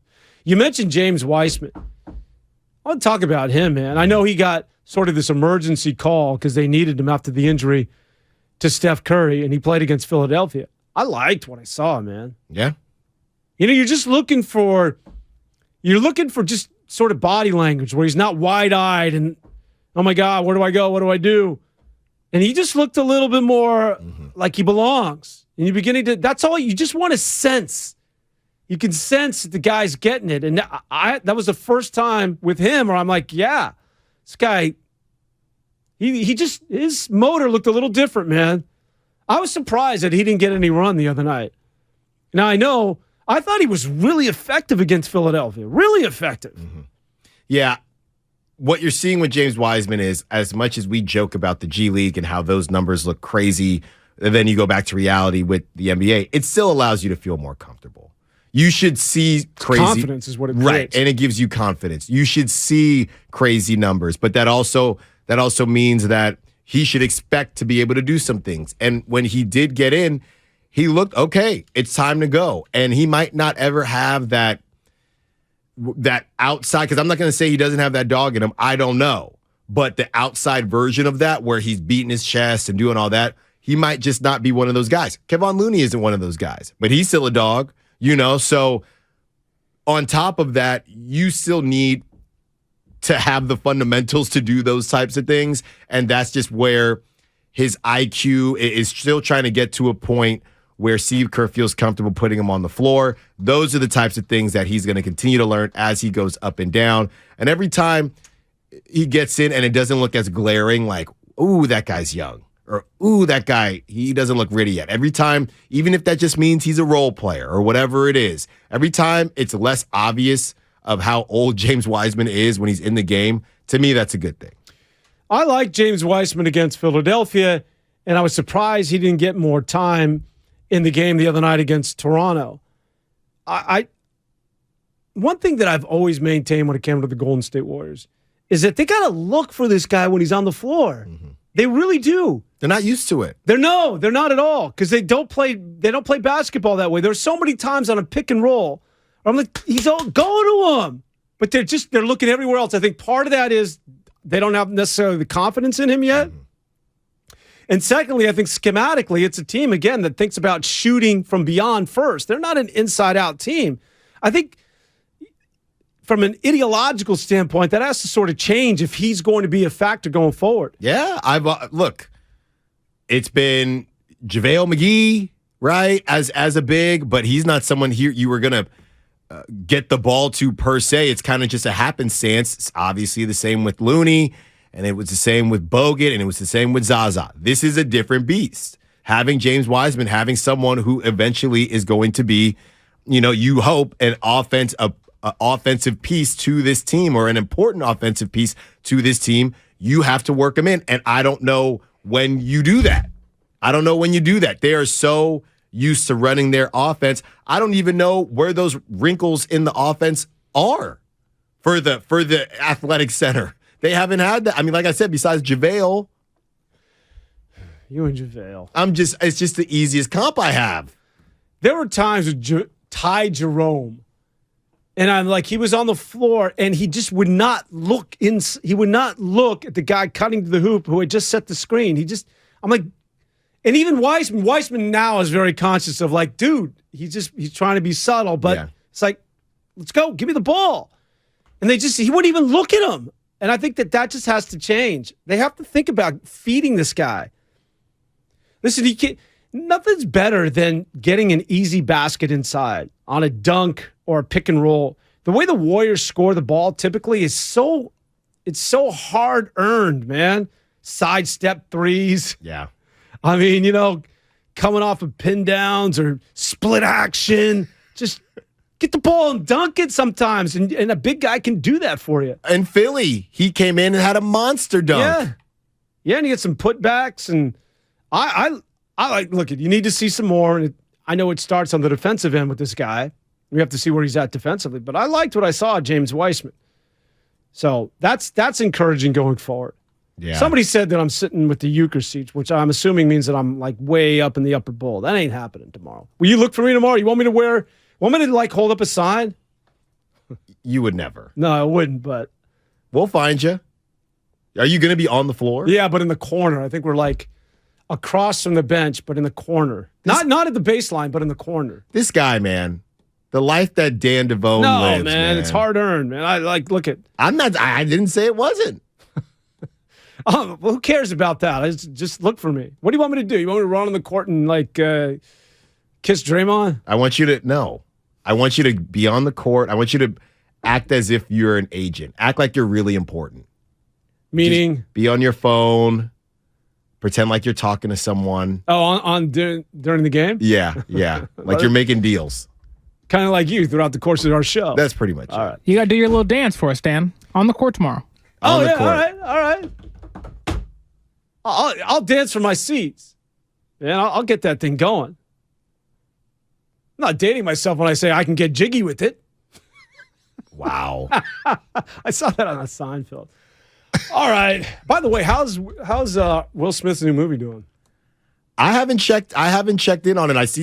I keep on seeing the previews and the commercials for it, but I would imagine it's not doing I saw that he got overlooked by the Golden Globes. For that performance? Yeah. But can he not be a part of it? Didn't he get... Well, I think Golden Globes are international. Okay. So it's the Oscars, but he could have. He's done. No, I think he can get nominated for correct me if I'm wrong. Or he just can't go? He can't go. He's been revoked. So you can vote for his work. Yeah, I don't think that they could say, we can't recognize your work in the industry. I seriously don't think they have like a restraining order. You can't go anywhere near that place. Wow. Really, when you saw, like I told you, you and I were at the same game. Did you happen to see Chris Rock? He still looks a little shell-shocked. Well, they showed him and Dave Chappelle. Yeah. So I saw him when they showed him on the screen. He seems still very subdued. I'm sure he's not on stage. But well, that's what I was going to ask. Well, the question is he still... If anybody went to the Saturday night against the show or to the Chris Rock stand-up or whatever it was, he's got to talk about it. But my question is, does it feel like it's still natural, right? Does it feel like I have to talk about this? At some point, he's going to want to stop talking about it. Well, you would think. Chappelle got hit as well in L.A. Somebody came on the stage and slapped him. I saw that. Both guys have dealt with it. All right, we continue here on 95.7 The Game. What do you got? Teases for in style, out of style. Mama Style's coming on. We got any Felicia? Is Felicia just done? She's done. What happened? Felicia, I know you're listening, Felicia. Just call in, say, Kahuna, I love you, and then you can hang up, and I'll be good. I'll be good for another month. Not going to happen. All right, what are we teasing? Things to not do in certain situations. Are we going to talk about the Tampa Bay Buccaneer running back? Do you have that? We got it. Okay, good stuff. In style, out of style is next. 95.7 The Game continues after this. What's up, San Francisco? If you're a fan of the team, which I'm sure you are, you've been following Christian McCaffrey light up the competition. This season, Christian will be hydrating himself with Body Armor sports drinks. It has potassium-packed electrolytes, antioxidants, and no artificial sweeteners, flavors, or dyes. In fact, Body Armor has 820 milligrams of electrolytes per 16-ounce serving. Body Armor is the sports drink of choice for Christian McCaffrey. It's more than a sports drink. It's Body Armor sports drink. Available at your local Safeway. Christmas time is here, and so are all the greatest deals on power tools at Fasteners Inc. Tool Outlet. Enjoy 12 days of deals on all your favorite brands starting December 12th. Grab free batteries with tons of Makita products and more of this year's greatest deals. Save $100 on a Makita 18-volt rear handle circular saw and take home 2 free batteries to top it off. Stop by Fasteners Inc. at 2897 Monterey Road, December 12th through the 24th, or shop online at fastenersinc.net. This is your time to cash in at Cash Creek Casino Resort. To rock and to roll. Over the hills and bluffs. Go all out or go all in. With 4 stars and rising stars. Now we do more than ever, so you can do as much or as little as you want. It's your time to cash in at Cash Creek Casino Resort. Thank you to all of the business owners who kept people employed during the pandemic. For all you've done, you may be eligible to claim the Employee Retention Tax Credit, a payroll tax refund from the United States Treasury Department, applicable to businesses who kept employees on payroll during the pandemic. The window is closing to claim your refund. Contact Paychex to see if you qualify. Paychex is proud to have helped more than 45,000 businesses secure over $9.2 billion in ERTC claims, an average of $190,000 per business. 50 years and thousands of experts in HR, payroll, benefits, and insurance. You may be eligible to claim the Employee Retention Tax Credit, a payroll tax refund from the United States Treasury Department, applicable to businesses who kept employees on payroll during the pandemic. The window is closing to claim your refund. Contact Paychex to see if you qualify. Visit paychex.com/ERTC to find out how Paychex can help you get additional cash into your business. Paychex.com/ERTC. Paychex.com/ERTC. Get fast, reliable speeds at home and on the go with internet and mobile from Xfinity. Now through December 21st, new customers can get 1.2 gig internet plus Xfi Complete with unlimited data and Wi-Fi equipment included. It's just $50 a month for 2 full years with no annual contract when you add Xfinity Mobile with unlimited data at regular rates. Plus, get $200 back. Go online, call 1-800-XFINITY or visit a store today. Requires paperless billing and auto pay with stored bank account. Restrictions apply. Taxes and fees extra. Xfinity Mobile requires Xfinity Internet. After promo, regular internet rates apply. Actual speeds vary. Looking for a holiday dining experience to remember? Look no further. Afici San Francisco's newest culinary dining adventure is now open at 680 Folsom Street in San Francisco. Visit our website at aficisf.com to book your reservation today. That's AFICISF.com. Investing is confusing. Dawn raids, triple witching hour, candlesticks, crown jewels, bears, bulls, bear hugs, blue chips. It's one big word salad of uncertainty. Fortunately, Fremont Bank now has incredible rates on their savings accounts and CDs. And while savings accounts and CDs may not be known for their great rates at your current bank, at Fremont Bank, you can get great rates from a great local bank. To learn more, stop in or visit us online. We'll explain it all in plain language. Fremont Bank, serving the Bay Area since 1964. Member FDIC. Are you dreaming of an adventure? Ready for a getaway? Celebrate the season with SFO. Enter the SFO Holiday Sweepstakes by visiting flysfo.com/holidays for your chance to win a $1,000 credit toward a nonstop flight from SFO with more than 115 destinations to choose from worldwide and other great prizes with SFO this holiday season. SFO, your gateway to holiday cheer. Go to flysfo.com/holidays for your chance to win today. Journey wonderful with Celebrity Cruises' biggest offer of the year. Enjoy 75% off your second guest, savings of up to $800 per stateroom, and up to $800 onboard credit. Sail on the world's best ships to the world's best places like the Caribbean, Europe, Mexican Riviera, and Alaska. Hurry, Celebrity Cruises semi-annual sale ends soon. Call 1-800-CELEBRITY, contact your travel advisor, or visit celebrity.com. Offer expires January 31st, 2023 and applies to non-refundable deposit rates and select sailings. Additional restrictions apply. Ships registry, Malta and Ecuador. The Prophetic Matrix. Unlock the secret code to your destiny. A new revolutionary book by Michael John Toste. The first ebook to make history by being filmed in space. Discover your unlimited future. Get The Prophetic Matrix now on Amazon.com and BarnesandNoble.com. Help Ukrainian children. Shazam this song.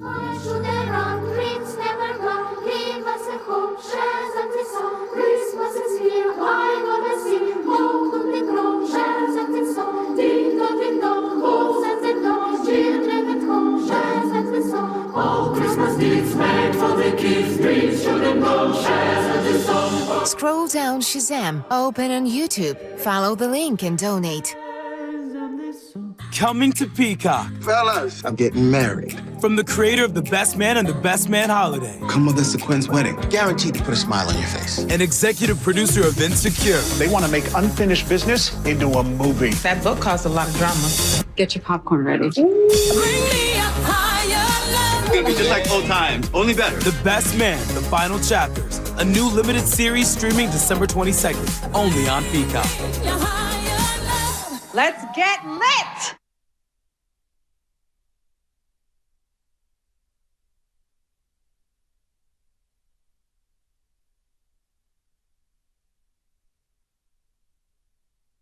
Now back to 95.7 The Game. So I wanted to dance, but no one was paying attention. Time for a little in style, out of style. Man, you're feverishly hard at work over there, is one Allen Stiles. Meanwhile, I got a football in my hand. You love throwing that football. I really do. I find out a lot. I used to carry one of these in the back of my SUV when I was a single man. And one of the first things I'd do when I'd be on a date was I would, like, at some point work in, after dinner or something, go into the car, parking lot, just like throw someone a pass just to see who I'm dealing with. If it hits them in the head, like they had no athletic skills, I just want to know where's your level of athleticism. And I find out a lot about people. In fact, my man Lucas, very unassuming. You wouldn't think he's an athlete, but maybe next to you, I think the second best athlete here at 95.7 The Game. Really? Yeah, no joke. You think I'm? But I'm saying you wouldn't. You taking? Are you not counting Steiny? Ooh, yeah, Steiny's. Well, I'm going on the side of youth here. But Lucas has got a couple of years on him. So, all right, go ahead. What do we got? Right, let's get it going, Cam. Woo! You're talking to the Rolex wearing, diamond ring wearing, kiss stealing, woo, wheeling dealing, limousine riding, jet flying, son of a gun.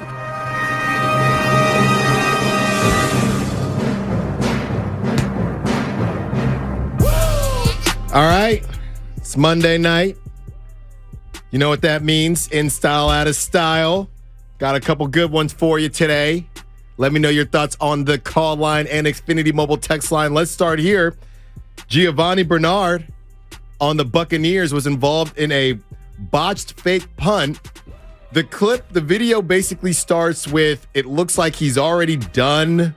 He's already done getting changed. He thinks he's on the way out. I don't know where the reporters were. I don't know what happened, but the video picks up at this point, and the reporters are being a little aggressive towards Giovanni. If you haven't seen the video, check it out as well. We're going to play the audio, but the way he looks, they're saying some wild stuff to him. The reporter, she's for ESPN, Jenna Lane, I believe is her name, goes on to post it on Twitter thinking she was just being a hero for journalism. And although some people did agree with her, a lot of people thought you guys were doing a lot. So Cam, go ahead and let's play that clip.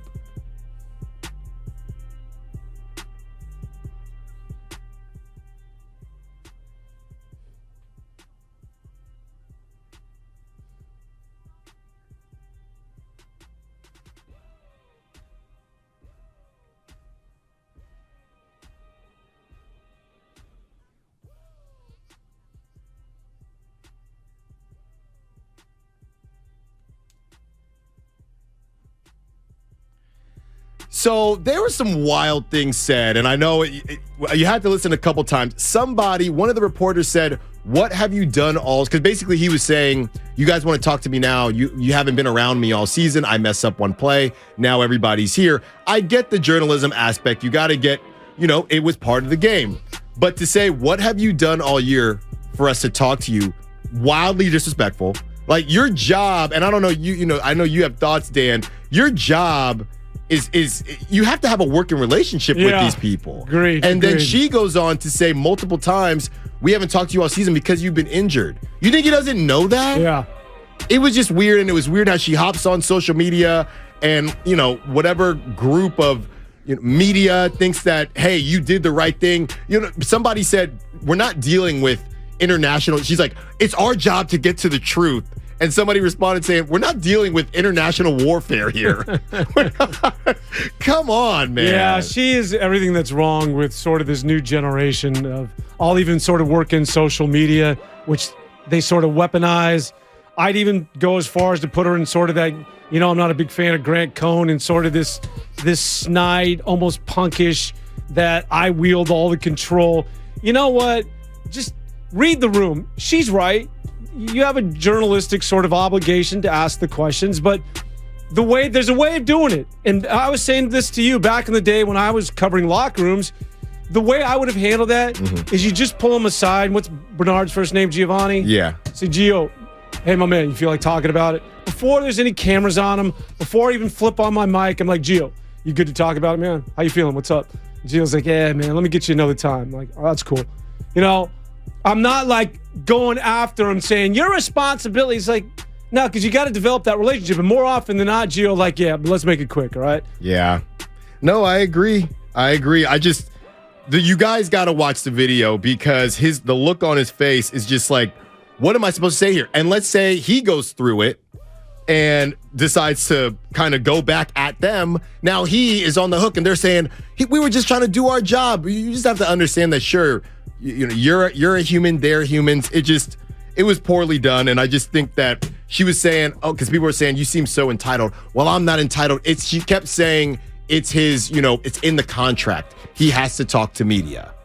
I'm sure there's things in her contract that we could dig up. And that's just, come on, man. We don't play these things by the book. You know why? Because you're talking about human beings. Granted, you're supposed to do this, that, but there's thousands of people watching. You just blew a football game. You can approach it differently. Read the room. Just go up to them and say, man, I know it's a tough day. You feel like talking to me? They are human beings at the end of the day, right? Like they feel this as much as anybody. So just have some level of respect. Make it a two-way street.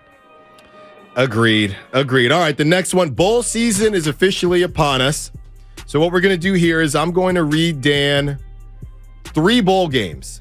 You tell me which one is the one that's not real. All right. We have the Wasabi Fenway Bowl. Not real. We have the Jimmy Kimmel LA Bowl. Real. And we have the Smart Tube Technology Bowl. Real. Incorrect. The Smart Tube Technology Bowl is one that I just made up based on that spray bottle in the studio. No, you did not. The Wasabi Fenway Bowl is a real bowl. Where's this bottle that you just... It says Smart Tube Technology. All right. Don't ever play me like that again. You didn't even wait. I literally had a prop 2 feet from me. All right, so next one here in watching the World Cup. They still have the Poland Weed Eater Bowl? I don't see that. All right. You got the Serve Pro First Responder Bowl. Because, the back end of these bowls, they never change the names. It's only funny when it's based on who the sponsor is. The Tony the Tiger Sun Bowl. It's great. It's great stuff, by the way. So next one, after watching the World Cup, people do this thing where, man, that was awesome. Do you have any new, desire after watching the World Cup to watch more soccer? No, it's like this every 4 years. It's one of those things where you can be so into it, but it just doesn't. Now, I think maybe some little kid saw that and probably got inspired and wants to be the next Messi. But if you're an adult, you watch it, it's fun. But are there any adults out there that after this World Cup, you know what? I think I'm going to get into soccer now. Did it convert anybody? It might for a little while, but no, I'm one of those every 4 years I get into it. Yeah. And I'm one of those people that I've talked about this. If you go to a Super Bowl party, one of the reasons why I hate them is that you have those people that are casual fans that are the loudest. Like, why aren't they throwing the ball to that guy, you know? Yeah. That's what I'm like watching World Cup. That's what we're all like. That's what like, we're I'm all sure like. there are people from Argentina that have watched every game, and they've watched this stuff 365 every day of their life, and here's the, you know, I'm the coconut in the back saying stuff that is just, you know, out of pocket. Yeah. I mean, it's one of those things where it's just soccer is just one of those sports, and I know a lot of people feel the same way about baseball, but it's nonstop action, but the action, it's just in spurts to me. Like, I wonder if there's any crossover between hockey and soccer, maybe. I don't know, because you don't know when the action's coming. Let me tell you this, though. I think the NFL and Major League Baseball could learn something from the World Cup in soccer. 90 minutes in a running clock, I like that, man. Mm-hmm. You get your commercials when we're done. Yeah. We don't need, you know how long it takes to play a professional NFL football game? Around 56 minutes. Yeah, well, 4 hours with the commercials and the halftime and in between the quarters. Like, soccer's like, let's go. We got an hour and 20 minutes? Let's do this thing. And now what's nuts is it's still taking that long, and now they're doing commercials when it's not necessarily a commercial break. So the ad stuff, you know, you got to make the ad revenue. You got to do it. Next one, Zion Clark, who was born without legs, won his MMA debut. How do you do that? I watched some of it during the break. He got the guy on the ground, and it looks like he got it done. But, I mean, that is a ridiculous feat. Well, I need to see this. I can show you Does he the have video. prosthetics? Or he's No, he's just on the ground. And what's the other guy supposed to do? I don't know. Wow. Well, congratulations. What's his name again? His name is Zion Clark. Zion Clark. I got to check this out, man. That's a stud. Yeah.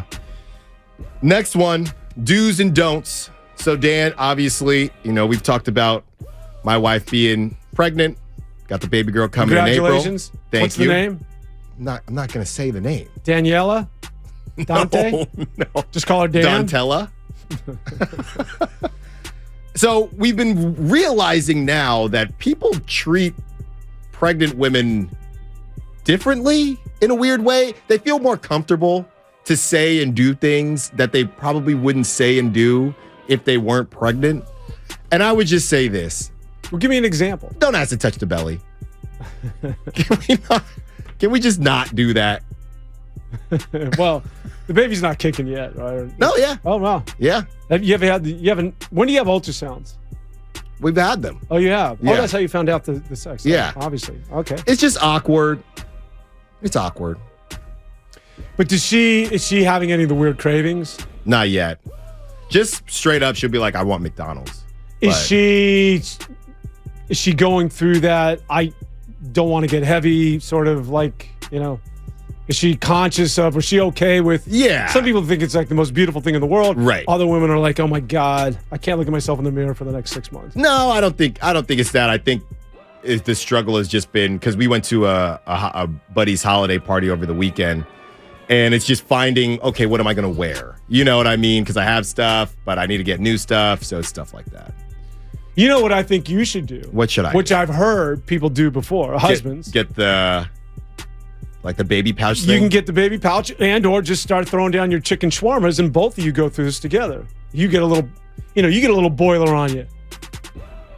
Yeah, I mean, I've already, some pasta carbonara when you go home tonight. You know, just eat late night, can't burn it off. And both of you waddle down the street in Alameda. So 510 is chiming in on what we first talked about. And this is 510, always a friend of the show. And this is the take, right? The NFL gets paid billions by the TV and media, and part of the contract is to talk to the media. It isn't local newspaper for a G League. Do the interview or pay back some of that salary.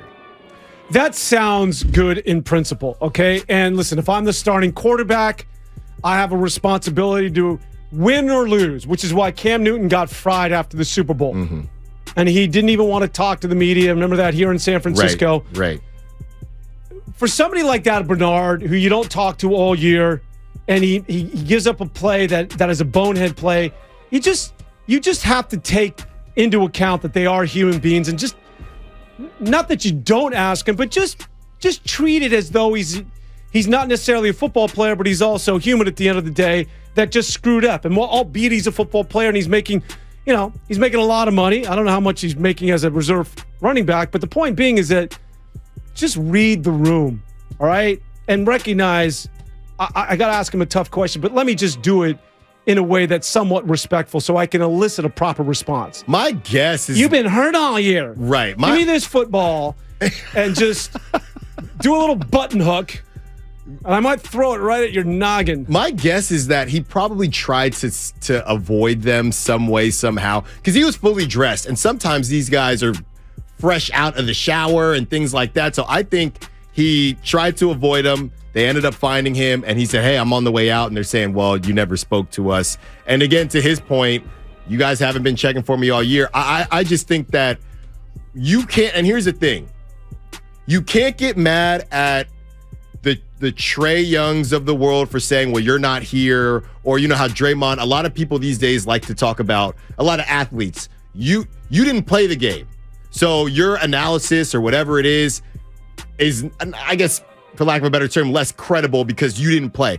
I did. You don't understand this. You don't understand that. And even though that'll rub us the wrong way, you can't be that male reporter who said, well, you haven't done anything for us to talk about you. You keep saying stuff like that, then then yes. If an athlete wants to say, I don't have to explain anything to you, I play the game and you don't, fair game. If you're going to do that, it crosses the line into disrespectful. You know what you do? Gary Payton taught me this. Oh, my God. No, seriously, not GP2, the older Gary Payton. So you come out of a locker room or when you come out of the shower, right, where you know they're going to be stalking you. You know what you should simply do? You go like this, for those of you who are watching at home.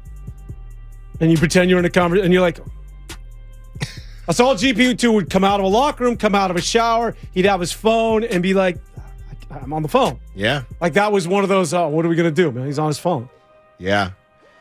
Last one. It's been a while since we did I don't know if you have a phone in the shower. It might not make a lot of sense. No, it doesn't really. And I feel like there's no way they're letting that fly nowadays. But it worked back then. You trying to date me back then? Wasn't that long. Well, only a couple people had cell phones, I'm sure. So they were all just caught up in it. Last thing, it's been a while since we talked food on here. And like I said, my wife and I, we do a holiday dinner every year. What are we cooking? What time will I be there? Not even. Do I get right directions this time? Not even. I need the text line to help me out. I need the YouTube chat to help me out. I'm stuck right now. I can't think of where to go to eat this dinner. We celebrate the year. You're not cooking at home, first of all. No. So I need to know where to go. Well, why would you go out on Christmas Eve, Christmas Day? No, we're just going out sometime this week. We just do it at this time. I would go into the city because you want that, get that energy. Go to North Beach Cafe. What do we got there? You get some serious Italian, but old San Francisco Italian. Or go to Cipino's. Okay. I mean, it's very sort of You Christmassy. just love Italian. Well, I think, Italians, they do it right. And there's something very comforting about food that, there's comfort food this time of the year. What do you want? I'm cold taking outside, so you got to I'm taking all thoughts. There is a spot that... Well, just go to Zach's with Cam. Yeah, Cam. Crush a deep dish. What about, have you been to Alexander Steakhouse? No. Okay.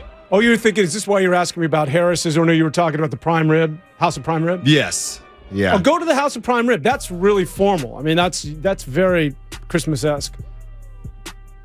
I'm leaning towards it. Yeah. I'm leaning towards it. Help me out, text line. 510, get yourself a couple slices of Blondie's pizza. Come on now. Blondie's used to be in the city. There's one in Berkeley. Where's Blondie's? Blondie's out by you? You have a Blondie's? I don't think. See? No Blondie's. You got no East Bay knowledge here. That's good stuff. I like it. Blondie's is a city thing. Used to be down there. I want to say down there sort of by Market Street, where the cable car turn was. You get a good greasy Blondie slice. And I'm talking, you see that grease, serious flop and a lot of grease. 510 Goji Time, Korean barbecue. You cook the meat. Been to Goji Time before. That's always solid. Always very solid. Korean, though, I love Korean. It can get in the clothes, though. Right. If we were wearing nice stuff, you gotta wash it immediately. I mean, it's just you get that garlicky thing that's coming out of you. Benihana's? Is there a Benihana's? Well, I don't know where Benihana's is. Benihana's in Concord. I was at Benihana's a little bit ago. My nephew's birthday. Love Benihana's. Morton's Steakhouse, 650. Okay. Yeah, Morton's is good stuff. So you guys are straight up red meat. You would do that? I would go. Steakhouse to me feels, dress up for a steakhouse. Yeah. Or Italian.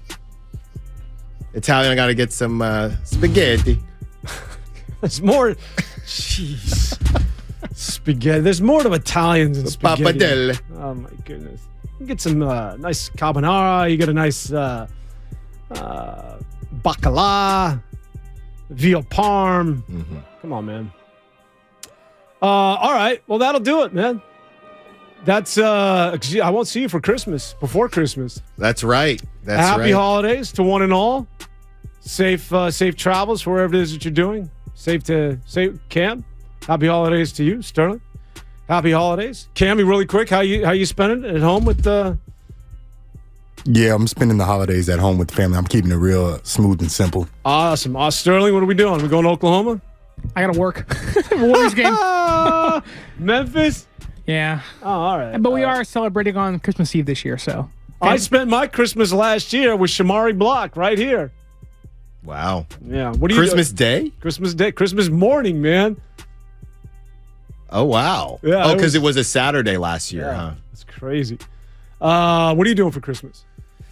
We're doing a big feast at my mom's spot. We're all going to help cook. Both sisters are going to be there. It's going to be a big thing, and it'll be fun. Roast beast? Any roast beast? We're going to have a lot of different seafoods. I might bring a tri-tip. Oh, nice. Okay. We might go with the honey baked ham, but a small one. We don't need the big one. Might go with a small one. Yeah, I'm out on ham. Yeah, I only eat it during this time. All right. That'll do it for all of us. Enjoy the holidays, everybody, and we'll catch up with you soon. For Allen Stiles, it's Dan Devone. Good night, everybody.